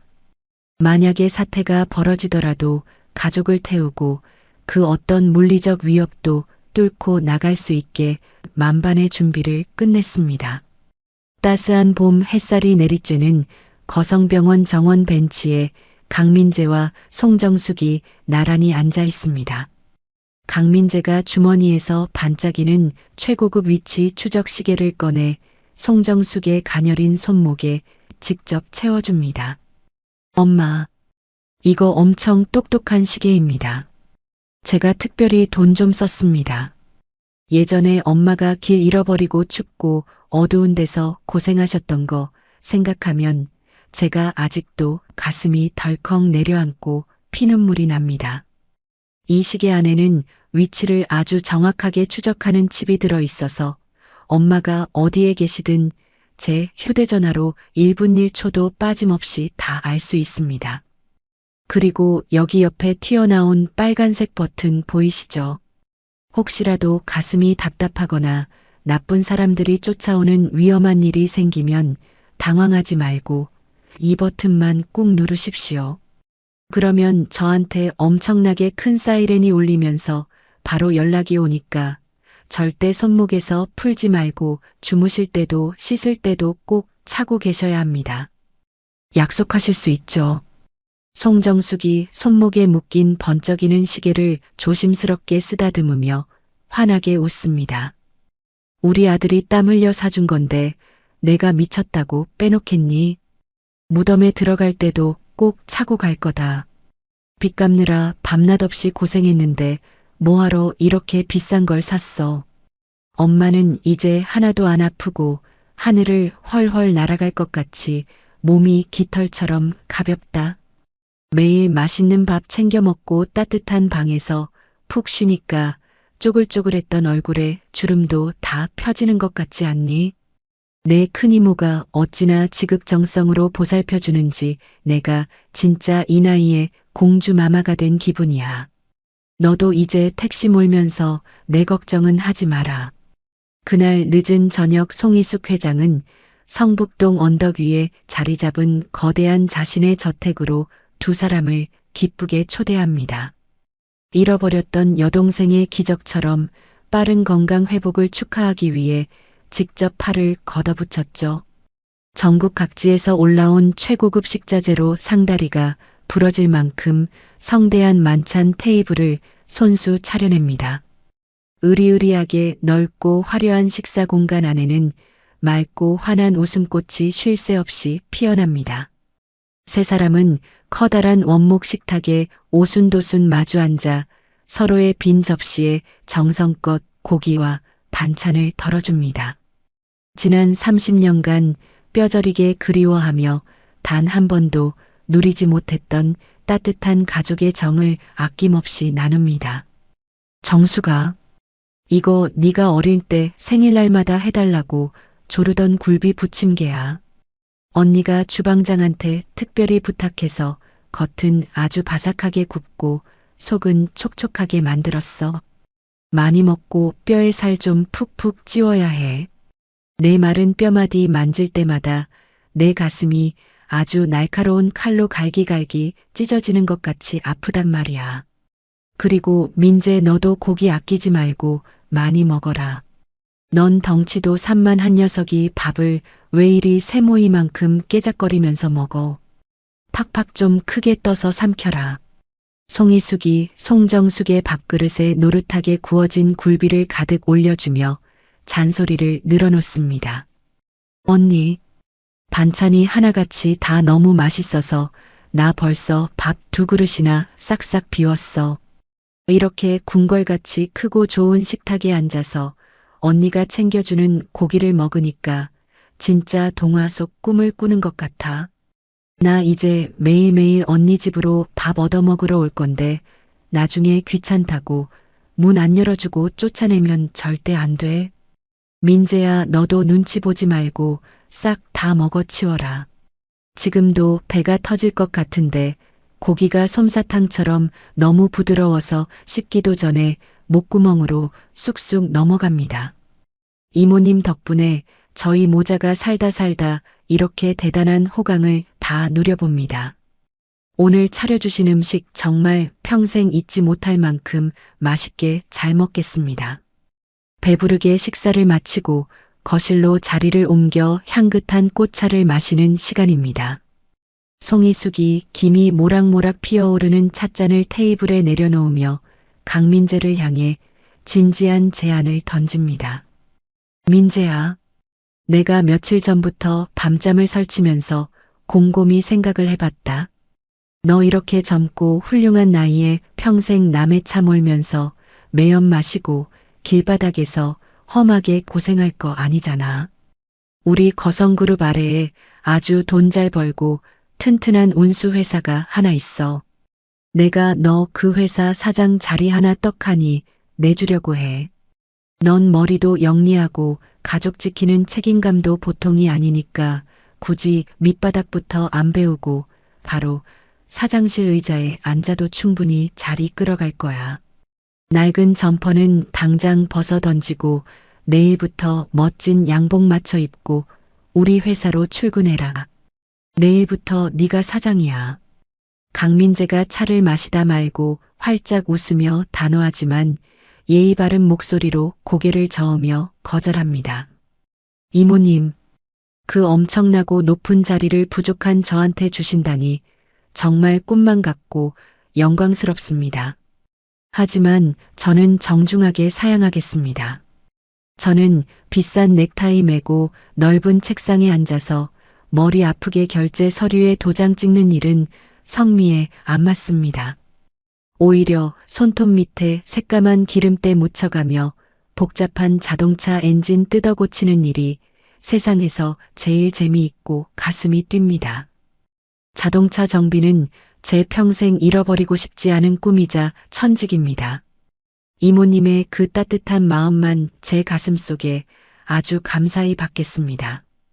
어쩜 이리 재물 욕심이 먼지 한 톨만큼도 없을까. 내 주변에는 돈 냄새만 맡고 파리떼처럼 꼬이는 시커먼 놈들만 바글바글한데 이렇게 대쪽같이 줏대 있는 내 녀석을 보니까 꽉 막힌 속이 다 뻥 뚫리면서 시원하다. 그래, 네가 간절히 원하는 길이라면 그 뜻대로 살아라.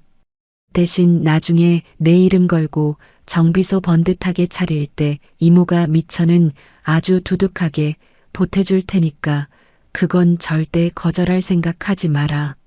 아 참, 정숙이 퇴원도 무사히 했고 걷는 것도 문제 없으니까 우리 셋이 내일 당장 남해 바닷가에 있는 내 수영장 딸린 별장으로 가족여행이나 떠나자. 귀찮게 졸졸 따라다니는 경호원들 다 빼버리고 우리 셋만 차 타고 내려가서 오붓하게 고기 구워 먹으면서 파도 소리 듣고 푹 쉬다 오자꾸나. 송이숙이 송정숙의 어깨를 감싸 안으며 들뜬 목소리로 제안합니다. 바닷가 여행이라고. 언니나 어릴 때 빼고 바다 구경은 한 번도 못 가봤어. 시원한 파도 보면서 맛있는 조개도 구워 먹고 우리 셋이 한 방에서 같이 손잡고 잠도 자는 거야. 생각만 해도 구름 위를 걷는 것처럼 너무 좋아서 오늘 밤에 가슴이 뛰어 잠도 안 올 것 같아. 밤이 깊어 집으로 돌아오는 길입니다.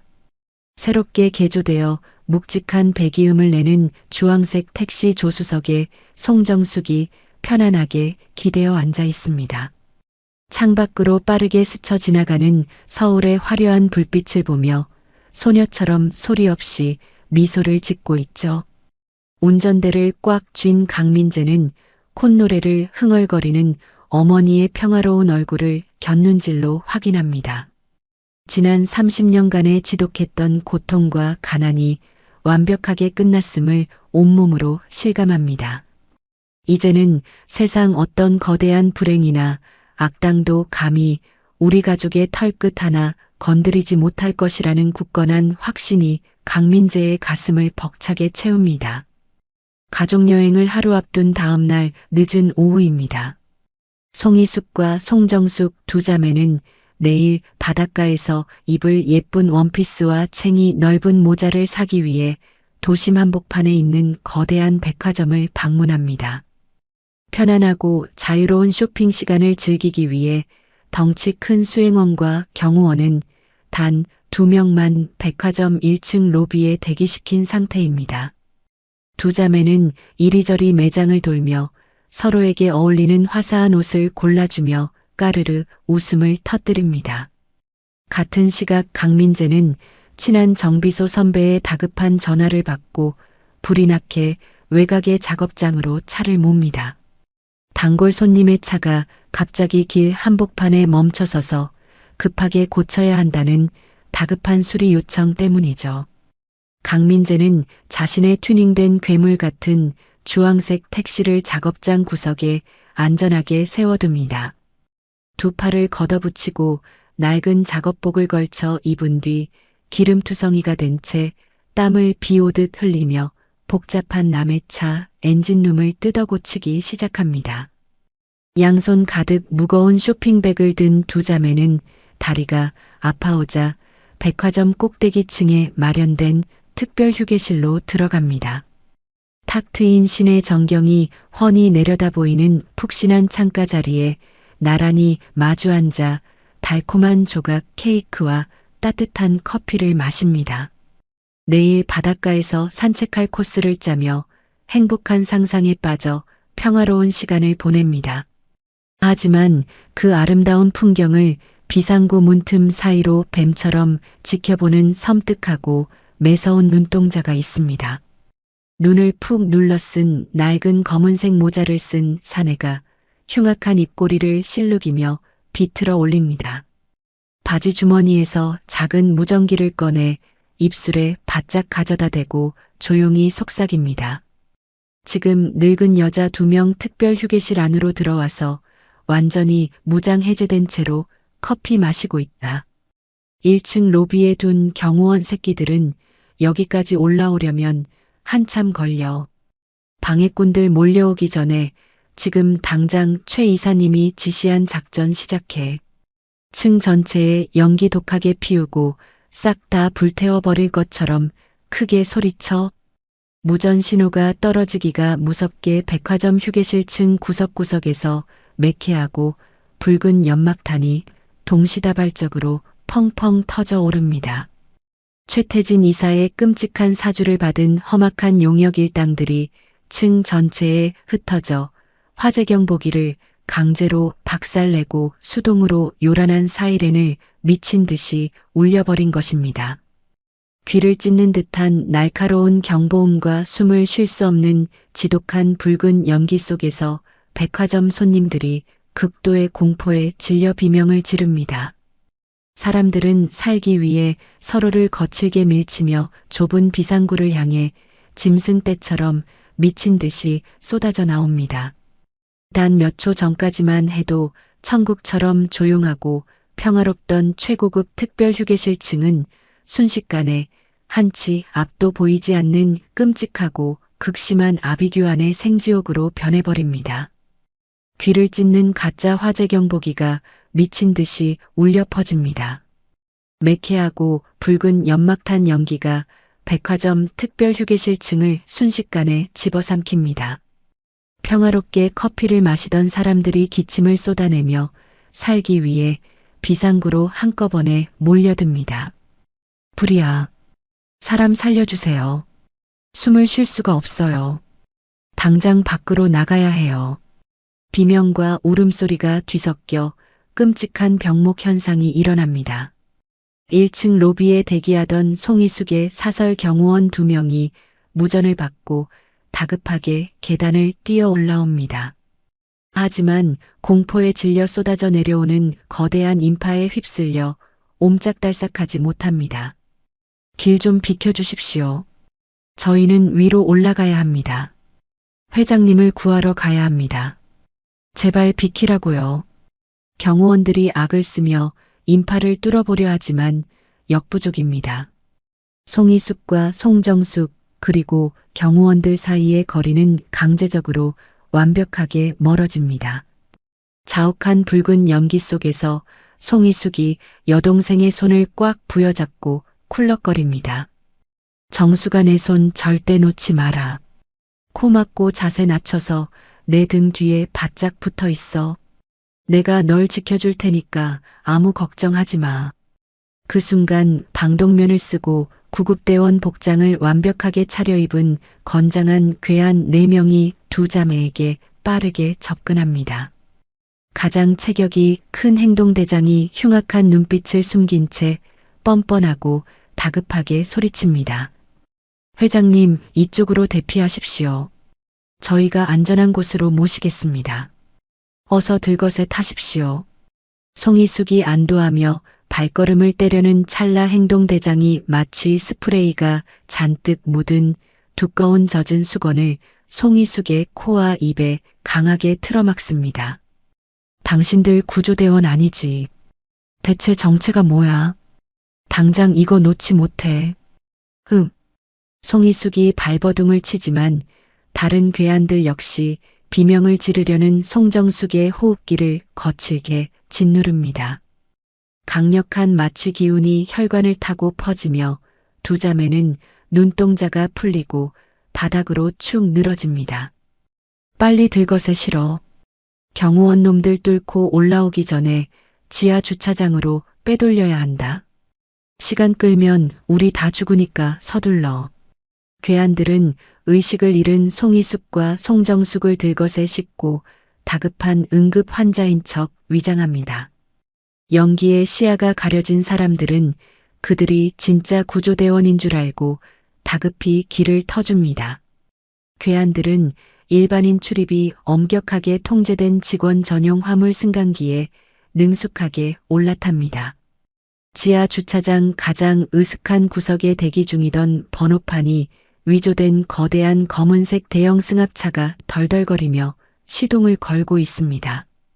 괴한들은 짐짝을 던지듯 두 자매를 뒷좌석에 거칠게 밀어넣고 두꺼운 케이블 타이로 손목과 발목을 꽁꽁 묶어버립니다. 최태진 이사님한테 백화점 납치 작전 완벽하게 성공했다고 당장 연락드려. 이제 이사님이 지시하신 서해안 버려진 냉동 창고로 직행한다. 승합차가 타이어 마찰음을 내며 맹렬하게 출발합니다. 출구를 가로막은 백화점 주차장 요금소 차단기를 무자비하게 부수고 밖으로 튀어나옵니다. 철저하게 계산된 한적한 도주로를 따라 최고 속력으로 도심을 빠르게 빠져나갑니다. 같은 시각 외곽의 자동차 정비소입니다. 강민재는 손님의 차량 엔진 조립을 방금 끝내고 기름 묻은 손을 수건으로 거칠게 닦아냅니다. 가슴 한구석이 서늘해지는 알 수 없는 끔찍한 불길한 예감에 사로잡혀 바지 주머니에서 휴대전화를 꺼냅니다. 어머니 송정숙의 번호를 누르고 통화 버튼을 누르며 초조하게 바닥을 걷어찹니다. 신호음은 계속 가는데 왜 전화를 안 받으시지? 아까 분명히 백화점 휴게실에서 커피 마시면서 쉬고 계신다고 했는데 평소 같으면 벨이 2번 울리기도 전에 받으셨을 텐데 이상하다. 길어지는 신호음 끝에 차가운 음성사서함 안내 멘트가 흘러나오자 강민재의 심장이 덜컥 내려앉습니다. 통화 종료 버튼을 신경질적으로 누름과 동시에 어머니 손목에 채워준 최고급 스마트워치 위치 추적 응용 프로그램을 다급히 실행합니다. 휴대전화 화면이 밝아지며 정밀한 지도 위로 붉은 점 하나가 선명하게 나타납니다. 백화점 안에 얌전히 머물러 있어야 할 붉은 점이 도심을 완전히 벗어나 서해안 고속도로 방향을 향해 비정상적인 속도로 맹렬히 이동하고 있습니다. 이게 도대체 무슨 일이야? 백화점에 계셔야 할 분이 왜 고속도로를 시속 140km로 달리고 있는 거지? 혹시 몰라. 백화점 안내 데스크로 당장 전화를 해봐야겠어. 떨리는 손으로 백화점 대표 번호를 누르자 수화기 너머로 극도로 혼란스럽고 다급한 직원의 목소리가 들려옵니다. 고객님 정말 죄송합니다. 지금 백화점 내부에 알 수 없는 화재 경보가 울리고 연막탄이 터져서 대규모 대피 소동이 벌어졌습니다. 부상자도 발생해서 지금 통화가 어렵습니다. 나중에 다시 연락해 주시길 바랍니다.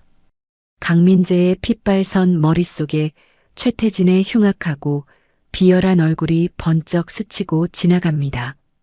최태진 그 악마 같은 새끼가 기어코 우리 엄마랑 이모님을 다시 납치했구나. 백화점 화재 소동은 경호원들을 떼어놓기 위한 비열한 수작이었어.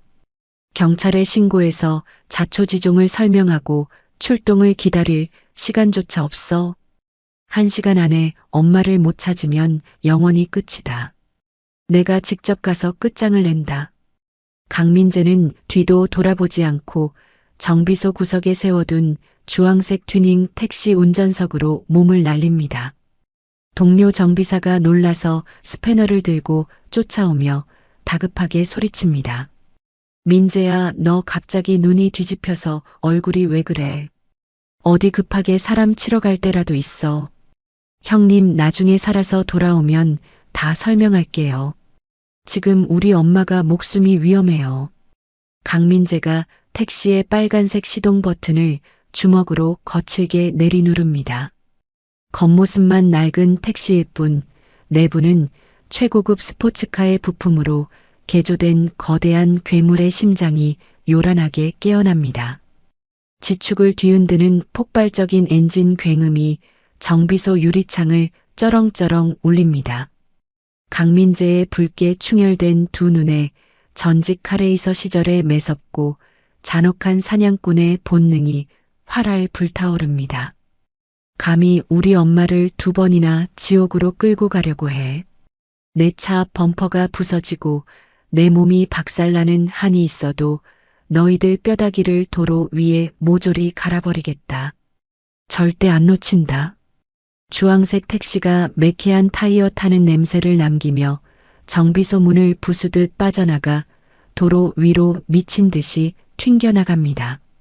서해안 고속도로를 맹렬하게 달리는 검은색 대형 승합차 아닙니다. 송이숙이 몽롱한 정신을 간신히 차리며 무거운 눈꺼풀을 억지로 뜹니다. 손목과 발목이 두꺼운 플라스틱 줄로 단단히 결박되어 생살이 파고드는 지독한 고통이 밀려옵니다. 옆자리에는 송정숙이 아직 마치 약기운에서 덜 깨어난 채 고개를 떨구고 축 늘어져 있습니다. 송이숙이 몸부림을 치며 구두굽으로 앞좌석 등받이를 사정없이 걷어차고 도끼를 품은 목소리로 악을 씁니다. 이 더러운 버러지 같은 놈들. 너희들 최태진이 돈 주고 사주한 개구리 새끼들이지. 주주총회가 코앞으로 다가오니까 이제 대낮에 백화점에서 사람까지 납치해. 내 동생 털끝 하나라도 건드리면 내가 지옥 끝까지 쫓아가서 너희들 삼족을 모조리 멸해버릴 줄 알아. 당장 차 세우고 이 더러운 줄 당장 풀어. 조수석에 앉아있던 행동대장이 비열하게 웃으며 뒤를 돌아봅니다. 손에 든 검은색 전기 충격기의 스위치를 누르자 푸른 스파크가 타닥타닥 튀며 소름 끼치는 파열음을 냅니다. 회장님 연세도 많으신데 기력이 아주 장사십니다. 주주총회고 나발이고 오늘 서해안 앞바다에서 물고기 밥이 되실 텐데 아프게 힘 빼지 마십시오. 조용히 입 다물고 가시면 뼈 부러지는 고통 없이 한 번에 편안하게 보내드리겠습니다. 계속 떠들면 이 충격기로 혓바닥을 찢어버리겠습니다. 행동대장이 전기 충격기를 송이숙의 어깨 쪽에 바짝 가져다 대며 살벌하게 위협합니다. 차창 밖으로 휙휙 스쳐 지나가는 인적 없고 을씨년스러운 해안가 풍경이 송이숙의 눈에 들어옵니다. 송이숙은 다가오는 주주총회를 앞둔 최태진의 최후의 끔찍한 발악임을 완벽하게 확신하고 절망과 분노가 뒤섞인 눈물을 흘립니다. 정수가, 언니가 또 널 지키지 못했어. 30년 만에 널 찾자마자 이런 끔찍하고 차가운 죽음의 길로 끌어들이다니 내가 천하의 몹쓸 죄인이다. 제발 신이 있다면 기적처럼 우리 좀 살려주세요. 우리 정수기만 살려주시면 내 목숨은 당장 거두어 가셔도 좋습니다. 송이숙이 입술에서 붉고 비릿한 피가 배어 나올 정도로 꽉 깨물며 소리 없이 흐느낍니다. 검은색 승합차가 고속도로 요금소를 멈추지 않고 그대로 들이받으며 무단으로 거칠게 돌파합니다. 차단기 막대가 산산조각이 나며 사방으로 튀어오르고 승합차는 굽이진 2차선 해안도로로 위험하게 진입합니다. 조수석에 앉은 행동대장이 담배를 입에 물고 백미러를 무심코 주시합니다. 아주 멀리서 작게 보이던 주황색 점 하나가 믿을 수 없는 무서운 속도로 맹추격해오는 것이 선명하게 포착됩니다. 행동대장의 눈이 튀어나올 듯 커지고 입에 물고 있던 담배가 바닥으로 툭 떨어집니다. 저 미친 새끼 며칠 전에 쫓아왔던 그 독종 택시 아니야. 저 허름한 똥차 택시가 대체 무슨 엔진을 달았길래 우리 차를 이렇게 빨리 따라잡는 거야. 이대로 가다간 5분도 안 돼서 꼬리를 밟힌다. 당장 밟아. 행동대장이 쌍욕을 뱉어내며 다급하게 허리춤에서 무전기를 집어듭니다. 형님들 큰일 났습니다. 뒤에 그 미친 주황색 택시놈이 또 쫓아왔습니다. 지금 당장 대기하던 골목에서 튀어나와서 우리 차 양옆으로 합류하십시오. 저 새끼 차 절대 앞으로 못 오게 무조건 길을 꽉 틀어막아야 합니다. 행동대장의 다급하고 앙칼진 무전이 떨어지자마자 해안도로 옆 좁은 비포장 샛길에서 덩치가 거대한 스포츠 유틸리티 차량 2대가 굉음을 내며 튀어나옵니다. 도주하는 승합차의 양옆으로 순식간에 합류하여 거대한 강철 장벽을 형성합니다. 왕복 2차선 좁은 해안도로를 완벽하게 틀어막아 강민재의 튜닝된 택시가 도저히 앞으로 빠져나갈 수 없게 살벌하고 거대한 바리케이드를 쳐버립니다. 굽이진 해안도로의 급격한 커브길에 접어듭니다. 바닷바람이 거세게 몰아치는 가운데 아슬아슬하고 숨막히는 추격전이 이어집니다. 승합차의 후미를 방어하던 첫 번째 스포츠 유틸리티 차량 운전자가 무전기에 대고 다급하게 소리칩니다. 형님, 저 주황색 똥차가 속도를 안 줄이고 계속 따라붙습니다. 제가 여기서 급브레이크를 확 밟아서 저 자식 앞 범퍼를 완전히 박살 내버리겠습니다. 뒤에서 처박게 만들어서 절벽 아래로 굴러떨어지게 만들겠습니다. 앞서가던 승합차 안에서 행동대장의 앙칼진 목소리가 무전기를 타고 흘러나옵니다. 그래, 무조건 무슨 수를 써서라도 길을 막아. 저 미친 새끼를 당장 죽여버려. 첫 번째 호위 차량이 갑자기 타이어에 불이 날 정도로 강력하게 급브레이크를 밟습니다. 거대한 쇳덩어리가 도로 한가운데에 우뚝 멈춰서며 주황색 택시의 앞을 가로막습니다. 운전대를 잡은 강민재의 눈빛이 전직 카레이서의 맹수 같은 본능으로 날카롭게 번뜩입니다. 어디 감히 얄팍한 수작을 부려. 내 차가 아직도 동네에서 굴러다니는 평범한 택시로 보이냐? 오늘 너희들 차를 모조리 종이장처럼 구겨주마. 강민재는 조금도 당황하지 않고 동물적인 반사신경으로 핸들을 왼쪽으로 살짝 비틀어 정면 충돌을 피합니다. 동시에 수동 기어를 아주 거칠게 낮추며 가속 페달을 밟아 엔진의 힘을 순간적으로 폭발시킵니다. 두꺼운 강철판을 덧대어 무장한 택시의 앞머리가 적 차량의 오른쪽 뒷바퀴 팬더 부분을 정확하고 강하게 강타합니다. 으악! 내 차가 왜 이래? 운전대가 안 돌아가. 살려주세요. 적 차량 운전자의 처절한 비명소리가 허공을 가릅니다. 최고급 스포츠카의 심장을 단 튜닝 택시의 무시무시한 출력과 강철 범퍼의 압도적인 위력에 거대한 차체가 종이장처럼 밀려나갑니다. 첫 번째 호위 차량은 중심을 완전히 잃고 도로 위에서 팽이처럼 헛바퀴를 돌기 시작합니다. 결국 두꺼운 철제 가드레일을 두부 썰듯 뚫고 나가 해안가 가파른 비탈길 아래로 속절없이 처박혀 구릅니다. 룸미러로 동료의 차가 순식간에 날아가는 것을 목격한 두 번째 호위 차량 운전자의 얼굴이 분노로 붉게 달아오릅니다. 이 미친 새끼가 감히 우리 애들을 낭떠러지로 밀어버려. 넌 오늘 내 손에 뼈도 못 추릴 줄 알아라. 내가 내 놈 차를 바위벽에 쥐포처럼 갈아버리겠다. 두 번째 호위 차량이 노란색 중앙선을 무자비하게 넘나들며 택시의 측면을 향해 짐승처럼 달려듭니다. 가파른 암벽 절벽을 끼고 도는 비좁은 2차선 도로에서 두 차량이 무섭게 부딪힙니다. 주황색 택시를 절벽 쪽으로 샌드위치처럼 압박해 들어오며 무자비한 공격을 퍼붓죠. 귀막 고막을 찢어버릴 듯한 끔찍한 쇳소리가 진동하고 사방으로 불꽃이 튀어오릅니다.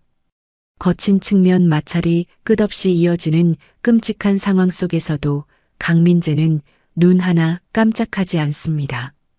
우리 엄마를 건드린 대가가 얼마나 무서운지 똑똑히 보여주마. 내 놈들 뜻대로 순순히 당해줄 것 같으냐?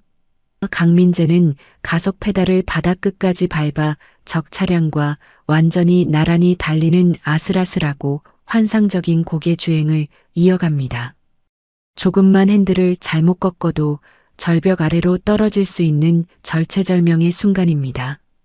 그때 전방 굽은 커브길 너머 갓길에 불법 주차된 거대한 대형 화물 트럭 한 대가 강민재의 시야에 들어옵니다. 두 번째 호위 차량 운전자가 흉악하게 웃으며 핸들을 택시 쪽으로 확 꺾으며 소리칩니다. 이제 절벽에 처박혀서 되져라. 바로 그 찰나의 순간 강민재가 오른발에 온 체중을 실어 전력을 다해 브레이크를 밟습니다. 지금이다. 지옥으로 꺼져버려라.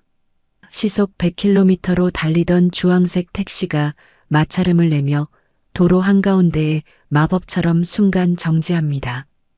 택시를 들이받으려던 두 번째 호위 차량은 허공에 헛스윙을 하며 중심을 잃고 맙니다. 피할 틈조차 없이 무서운 속도 그대로 정차된 대형 트럭의 단단한 후미를 정면으로 들이받습니다. 무서운 폭발음과 함께 두 번째 호위 차량의 앞부분이 종이장처럼 완전히 반파되어 버립니다.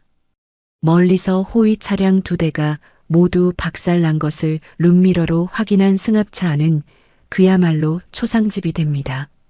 행동대장의 얼굴이 공포에 질려 하얗게 질리고 온몸을 사시나무 떨듯 떱니다. 야, 이 바보 같은 놈아. 똑바로 운전 안 해. 엑셀 더 세게 밟아. 저 괴물 같은 독종 새끼가 바짝 쫓아오잖아. 빨리 안 도망가면 최태진 이사님한테 우리 다 죽어. 당장 속도 올려. 행동대장이 권총을 꺼내 운전자의 머리통에 들이대며 악을 씁니다. 운전자가 땀을 비오듯 흘리며 울먹입니다. 형님, 페달이 부러지도록 밟고 있는데 저 주황색 똥차가 비정상적으로 빠릅니다. 무슨 괴물 엔진을 달았는지 벌써 우리 꽁무니까지 따라붙었습니다. 강민재는 정지했던 택시의 기어를 다시 올리고 괴물 같은 가속력을 뿜어냅니다. 짙은 흙먼지를 거칠게 일으키며 도주하는 메인 승합차의 바로 뒷꽁무니까지 완벽하게 밀착합니다. 승합차 뒷좌석 창문 너머로 결박된 채 공포에 질려 있는 두 사람의 얼굴이 선명하게 들어옵니다. 케이블 타이로 손발이 묶인 어머니 송정숙과 송희숙 회장이 서로를 부둥켜 안고 눈물을 펑펑 흘리고 있습니다. 송희숙이 뒷창문을 통해 바짝 쫓아온 강민재의 주황색 택시를 발견하고 환희에 찬 비명을 지릅니다. 정수가, 저기 봐. 내 아들 민재가 우리를 구하러 왔어. 저 아이가 목숨을 걸고 혼자서 여기까지 쫓아왔단 말이야. 우리 조카가 진짜 영웅이야. 송정숙도 흐려진 눈물 너머로 아들의 낡은 택시를 알아보고 목 놓아 통곡합니다. 민재야, 우리 아들 민재야. 너무 위험해. 저놈들 총을 가지고 있어. 다치면 안 돼. 어머니의 오열하는 입모양을 유리창 너머로 확인한 강민재의 얼굴에 붉은 핏대가 무섭게 솟아오릅니다. 엄마, 이모님, 조금만 기다리세요. 제가 저놈들 숨통을 끊어놓고 당장 구해드리겠습니다. 강민재가 분노로 덜덜 떨리는 두 손으로 택시의 핸들을 가죽이 찢어질 듯 더욱 꽉 거머쥡니다. 최태진 이사가 목적지로 지시했던 버려진 대형 냉동 창고가 멀리 보이기 시작합니다. 해안도로의 마지막으로 길게 뻗은 직선 구간에 접어듭니다. 속도계의 바늘이 시속 150km를 가리키며 무섭게 진동하죠. 강민재의 머릿속이 그 어느 때보다 차갑고 냉정하게 돌아갑니다. 여기서 무리하게 승합차의 뒷바퀴를 쳐서 전복시켜버리면 안에 묶여있는 엄마와 이모님이 크게 다치거나 목숨을 잃을 수도 있어. 차가 뒤집히지 않게 안전하게 잡아 세워야만 해. 오른쪽 콘크리트 옹벽을 이용해야겠다. 강민재는 차를 전복시키는 기술 대신 엑셀을 더욱 깊게 밟아 승합차의 좌측면으로 완벽하게 나란히 따라붙습니다. 거대한 승합차와 주황색 택시가 한치의 양보도 없이 나란히 폭주합니다. 당황한 승합차 운전자가 눈을 부릅뜨고 고함을 칩니다. 이 독종 새끼, 감히 내 옆에 붙어. 당장 벼랑으로 밀어버리겠다. 승합차 운전자가 핸들을 왼쪽으로 맹렬하게 꺾어 택시를 도로 밖으로 밀어내려 시도합니다. 바로 그 찰나의 순간 강민재가 승부수를 던집니다. 감히 누굴 밀어내려고 해. 지옥으로 가는 문이나 열어라. 강민재는 두꺼운 강철판으로 완벽하게 보강된 택시의 우측면을 이용해 승합차의 좌측면을 역으로 강하게 들이받습니다. 엄청난 출력으로 승합차의 차체를 통째로 밀어내며 도로 우측에 끝없이 이어진 두꺼운 콘크리트 옹벽 쪽으로 무자비하게 밀어붙입니다. 으악, 뼈가 으스러진다. 차 세워. 차 터진다. 승합차 내부에서 행동대장과 운전자의 끔찍한 비명이 터져나옵니다. 승합차의 우측면이 콘크리트 옹벽에 닿자마자 찢어질 듯한 끔찍한 쇳소리가 고막을 강타합니다. 불꽃이 마치 폭죽처럼 사방으로 터져오르며 도로를 붉게 물들입니다. 강민재는 자신의 강철 튜닝 택시를 거대한 쐐기처럼 사용하여 승합차를 옹벽에 완전히 끼워버리는 고도의 압박 기술을 선보입니다. 가속 페달에서 발을 떼고 브레이크를 아주 섬세하게 조절하며 강력한 마찰력을 이끌어냅니다. 폭주하던 두 차량의 속도가 옹벽에 긁히며 급격하게 줄어들기 시작합니다. 택시의 압도적인 힘에 짓눌린 검은색 승합차는 결국 전복되지 못한 채 완전히 찌그러지며 안전하게 강제 정차합니다. 매캐한 타이어 타는 냄새와 뿌연 흙먼지가 해안 도로를 무겁게 뒤덮고 있습니다. 강민재가 거친 숨을 몰아쉬며 반파된 주황색 택시 문을 발로 거칠게 차고 밖으로 나옵니다. 두꺼운 콘크리트 벽에 처박혀 흉측하게 찌그러진 검은색 대형 승합차 쪽으로 뚜벅뚜벅 걸어갑니다. 승합차 운전석에 깨진 유리창 틈으로 굵은 주먹을 사정없이 날립니다. 기절해 있던 행동대장의 멱살을 단단히 틀어쥐고 창문 밖으로 짐승 끌어내듯 질질 끌어내리죠. 조수석에 처박혀 신음하던 운전자까지 도로 바닥에 패댕기치며 완벽하게 제압합니다. 강민재가 핏발이 선 눈으로 일당을 내려다보며 벼락같이 소리칩니다. 이 버러지 같은 놈들아, 감히 우리 가족을 건드리고 살아서 도망칠 줄 알았느냐? 내가 지옥 끝까지 쫓아가서라도 너희들 숨통을 끊어놓는다고 했지. 당장 일어나서 무릎 꿇고 빌어라. 바닥에 엎드린 일당은 고통에 몸부림치며 제대로 된 반항조차 하지 못합니다. 강민재는 택시 트렁크에서 무거운 철제 지렛대를 잽싸게 꺼내듭니다. 굳게 잠긴 승합차 뒷문 틈새로 지렛대를 밀어넣고 온몸에 체중을 실어 강제로 뜯어냅니다. 귀를 찢는 쇳소리와 함께 문이 활짝 열립니다. 뒷좌석에는 두꺼운 줄에 묶인 채 두려움에 사시나무 떨듯 떨고 있는 어머니 송정숙과 이모 송희숙이 보입니다. 강민재가 뛰어 올라가 덜덜 떨리는 손으로 두 사람을 올가맨 줄을 다급하게 풀어냅니다. 엄마, 이모님, 저 민재입니다. 이제 다 끝났습니다. 나쁜 놈들 제가 다 때려 눕혔으니까 아무 걱정하지 마십시오. 어디 뼈 부러지거나 다치신 곳은 없습니까? 무작정 차를 뒤집지 않고 벽으로 밀어붙여 안전하게 세운 덕분에 두 사람은 찰과상 외에는 큰 부상이 없습니다. 송정숙이 피가 맺힌 강민재의 뺨을 두 손으로 조심스럽게 어루만지며 굵은 눈물을 뚝뚝 흘립니다. 우리 착한 아들 민재야. 네가 정녕 우리를 살리려고 혼자서 이 무서운 곳까지 쫓아왔단 말이냐. 엄마는 네가 다쳤을까봐 심장이 입 밖으로 튀어나오는 줄 알았다. 고맙다 우리 아들. 정말 고생 많았다. 송희숙 역시 강민재의 넓은 어깨를 강하게 끌어안으며 오열합니다. 민재야, 넌 하늘이 우리 가문에 내려주신 구세주다.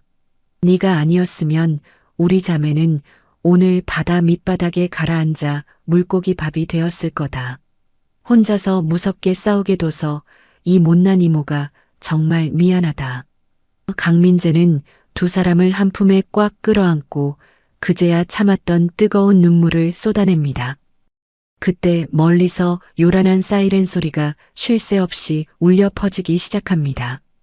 강민재가 백화점 주차장을 빠져나올 때 미리 눌러두었던 손목시계의 위급구조 신호를 추적한 경찰 특공대원과 구급차들이 해안 도로를 까맣게 메웁니다. 경찰들이 도로 위에 널브러진 일당의 손목에 차가운 수갑을 채우고 경찰차로 거칠게 연행하죠. 현장에 도착한 구급차 안에서 응급치료를 마친 송희숙의 눈빛이 매서운 표범처럼 번뜩입니다. 머리에 하얀 붕대를 감은 송희숙이 수갑을 찬 행동대장의 멱살을 잡고 바지 주머니를 뒤져 휴대전화를 빼앗습니다. 이놈들 당장 화면 잠금장치 풀어. 얌전히 지시사항이 담긴 통화 녹음과 문자 대화 내역을 넘기면 내 놈들 목숨은 살려주마. 끝까지 발악하면 감옥 안에서도 평생 햇빛 못 보게 만들어주겠다. 기세에 완전히 눌린 행동대장이 덜덜 떨며 휴대전화의 잠금을 해제합니다. 송이숙은 최태진이 살인을 지시한 끔찍한 통화 녹음 파일과 문자 대화를 전부 확인하고 차갑게 비웃습니다. 최태진 이 어리석은 놈. 꼬리를 밟힐 증거를 이렇게 고스란히 남겨두다니. 내 놈의 더러운 제국도 오늘로 끝이다. 비서실장, 지금 당장 회사 법무팀 최고 변호사들 전부 다 소집해. 내가 지금 전송하는 이 증거 자료들 싹 다 묶어서 검찰청에 곧바로 고발장 접수시켜. 내일 아침 주주총회 열리기 전에 무조건 체포영장 발부받아서 회의장으로 끌고 와. 다음 날 오전 거성그룹 사옥의 거대한 주주총회장입니다. 단상에 선 최태진 이사가 자신이 임시의장으로 추대될 것을 굳게 확신하며 거만하게 단상의 마이크를 잡습니다. 존경하는 주주 여러분, 애석하게도 송이숙 회장님은 개인적인 지병 악화로 오늘 이 중요한 자리에 참석하지 못하셨습니다. 그룹의 안정을 위해 부족하지만 제가 임시로 그룹을 이끌어 최태진의 말이 채 끝나기도 전에 주주총회장의 육중한 양쪽 문이 우당탕 박살나듯 열립니다. 수십 명의 검찰 수사관들이 흙먼지를 일으키며 회의장 안으로 물밀듯이 들이닥치죠. 가장 앞에 선 수사관이 번쩍이는 체포영장을 펼쳐들고 단호하게 소리칩니다. 거성그룹 최태진 이사, 당신을 살인 교사 및 납치 감금 혐의로 이 자리에서 긴급 체포한다. 당신은 묵비권을 행사할 수 있고 변호사를 선임할 권리가 있다. 당장 끌어내. 수사관들이 최태진의 양팔을 거칠게 꺾고 차가운 수갑을 채웁니다. 이거 나. 내가 누군지 알아. 내가 거성그룹의 새로운 주인이야. 송이숙 그 여자는 이미 세상에 없단 말이다. 이거 놓으라고. 최태진이 바닥에 나뒹굴며 발악을 하지만 처참하게 질질 끌려나갑니다. 바로 그 순간 회의장 입구에서 머리에 하얀 붕대를 감은 송이숙이 위풍당당한 걸음으로 걸어 들어옵니다. 수백 명의 주주들이 놀라 자리에서 일어나 술렁거리기 시작합니다. 송이숙이 건재한 모습으로 단상에 올라 대형 화면에 최태진의 모든 악행이 담긴 증거 영상을 크게 띄웁니다. 주주 여러분, 저 썩은 고름 같은 최태진이 제 하나뿐인 여동생을 납치하고 저를 살해하려 했던 명백한 증거입니다. 오늘부로 거성그룹 내에 기생하던 모든 더러운 뿌리를 완벽하게 뽑아내고 제가 다시 이 그룹을 천년만년 반석 위에 올려놓겠습니다. 좌중을 압도하는 카리스마의 회의장 안은 박수갈채와 환호성으로 가득 찹니다. 그룹 내 썩은 뿌리가 모두 뽑혀나가고 평화가 찾아온 한 달 뒤입니다. 송이숙은 최고급 집무실로 강민재를 조용히 부릅니다. 거성 운수 사장직이라고 적힌 화려한 임명장과 함께 숫자가 적히지 않은 백지수표를 테이블 위에 내밉니다. 민재야, 넌 우리 가문을 살린 은인이자 내 가장 믿음직한 핏줄이다. 이제 그만 고집 피우고 이 사장직 임명장 받아라. 이 백지수표에 네가 원하는 만큼 돈을 적어서 마음껏 써. 내 곁에서 함께 그룹을 경영해다오. 이건 내 마지막 부탁이다. 강민재가 환하게 웃으며 화려한 임명장을 송이숙 쪽으로 정중하게 밀어냅니다. 대신 자신의 가방에서 구겨진 서류 봉투 하나를 꺼내 당당하게 테이블 위에 올려놓죠. 이모님, 제가 진짜 사랑하는 일은 차가운 결제 서류에 도장 찍는 게 아니라 뜨거운 자동차 엔진과 함께 호흡하는 것입니다. 저는 죽을 때까지 자동차 개조하는 정비사로 살고 싶습니다. 대신 제가 서울 외곽에 아주 넓고 좋은 땅을 하나 봐두었습니다. 거기에 제 이름을 건 최고의 정비소를 지을 수 있게 여기 적힌 초기 자금만 딱 투자해 주십시오. 10년 안에 이모님 투자금 10배로 불려서 갚아드리겠습니다. 송이숙이 서류를 훑어보고는 어이없다는 듯 호탕하게 웃음을 터뜨립니다. 이런 배짱 두둑한 녀석을 보았나? 수백억짜리 회사를 준다는데 고작 정비소 하나 차려달라고 당당하게 사업 계획서를 내밀어. 좋다. 내 뜻이 정 그렇다면 이모가 최고의 시설로 번듯하게 지어주마. 대신 망하면 내 손에 아주 혼쭐 날 줄 알아라. 시간이 물 흐르듯 흘러 1년의 세월이 지났습니다. 서울 교외의 넓은 부지에는 최고급 기계와 차량을 들어올리는 대형 승강기를 완벽하게 갖춘 민재자동차 개조 정비소가 성대한 개업식을 엽니다. 불편한 정장 대신 깔끔하고 빳빳한 정비복을 차려입은 강민재가 화려한 화환들 사이에서 환하게 웃으며 손님들을 맞이하고 있습니다. 그때 반짝이는 최고급 세단 한 대가 미끄러지듯 정비소 앞마당으로 들어섭니다. 우아하고 세련된 옷차림의 송정숙과 송이숙이 다정하게 팔짱을 끼고 차에서 내리죠. 완벽하게 건강을 되찾아 얼굴에 윤기가 흐르는 송정숙이 아들에게 달려가 품에 안깁니다. 우리 아들 정비소 진짜 크고 멋지다. 엄마는 네가 기름 묻은 옷 입고 활짝 웃는 모습이 세상에서 제일 자랑스러워. 오늘 개업식에 온 손님들 고기 구워주려고 엄마가 새벽부터 음식 엄청 많이 준비했다. 송이숙도 흐뭇한 미소를 지으며 강민재의 어깨를 든든하게 두드려줍니다. 간판 한번 시원하고 큼지막하게 잘 달았네. 민재 네가 고친 차들은 전국 팔도를 달려도 고장 한번 안 날 거다. 우리 조카 진짜 대견하다. 따뜻한 봄바람이 불어오는 정비소 마당입니다. 강민재가 자신의 목숨을 걸고 가족을 지켜냈던 그 주황색 개조 택시 앞머리에 멋지게 기댑니다. 양옆에 사랑하는 어머니 송정숙과 이모 송이숙이 서서 강민재의 팔짱을 끼죠. 세 사람이 카메라 렌즈를 바라보며 세상에서 가장 환하고 눈부신 미소를 짓습니다. 기적 같았던 험난한 여정이 한 장의 따뜻한 새로운 가족 사진으로 영원히 남으며 평화롭게 막을 내립니다. 오늘 사연 어떻게 들으셨나요? 30년이라는 길고 어두운 세월을 돌고 돌아 마침내 서로를 찾아낸 두 자매, 그리고 목숨을 걸고 가족을 지켜낸 듬직한 아들 민재 씨의 이야기가 가슴을 깊게 울립니다. 거대한 재벌의 후계자 자리마저 거절하고 기름때 묻은 작업복을 입은 채 가족과 함께 환하게 웃는 지금이 가장 행복하다는 민재 씨의 선택이 참으로 빛나 보입니다.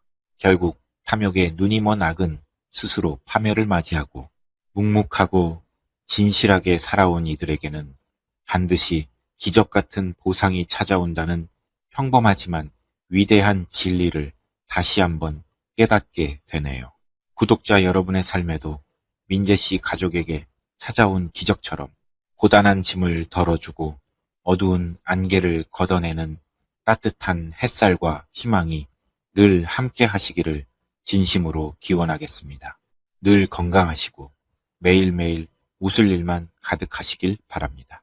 이야기를 끝까지 들어주신 분이 계시다면 잘 들었다고 댓글 하나만 남겨주세요.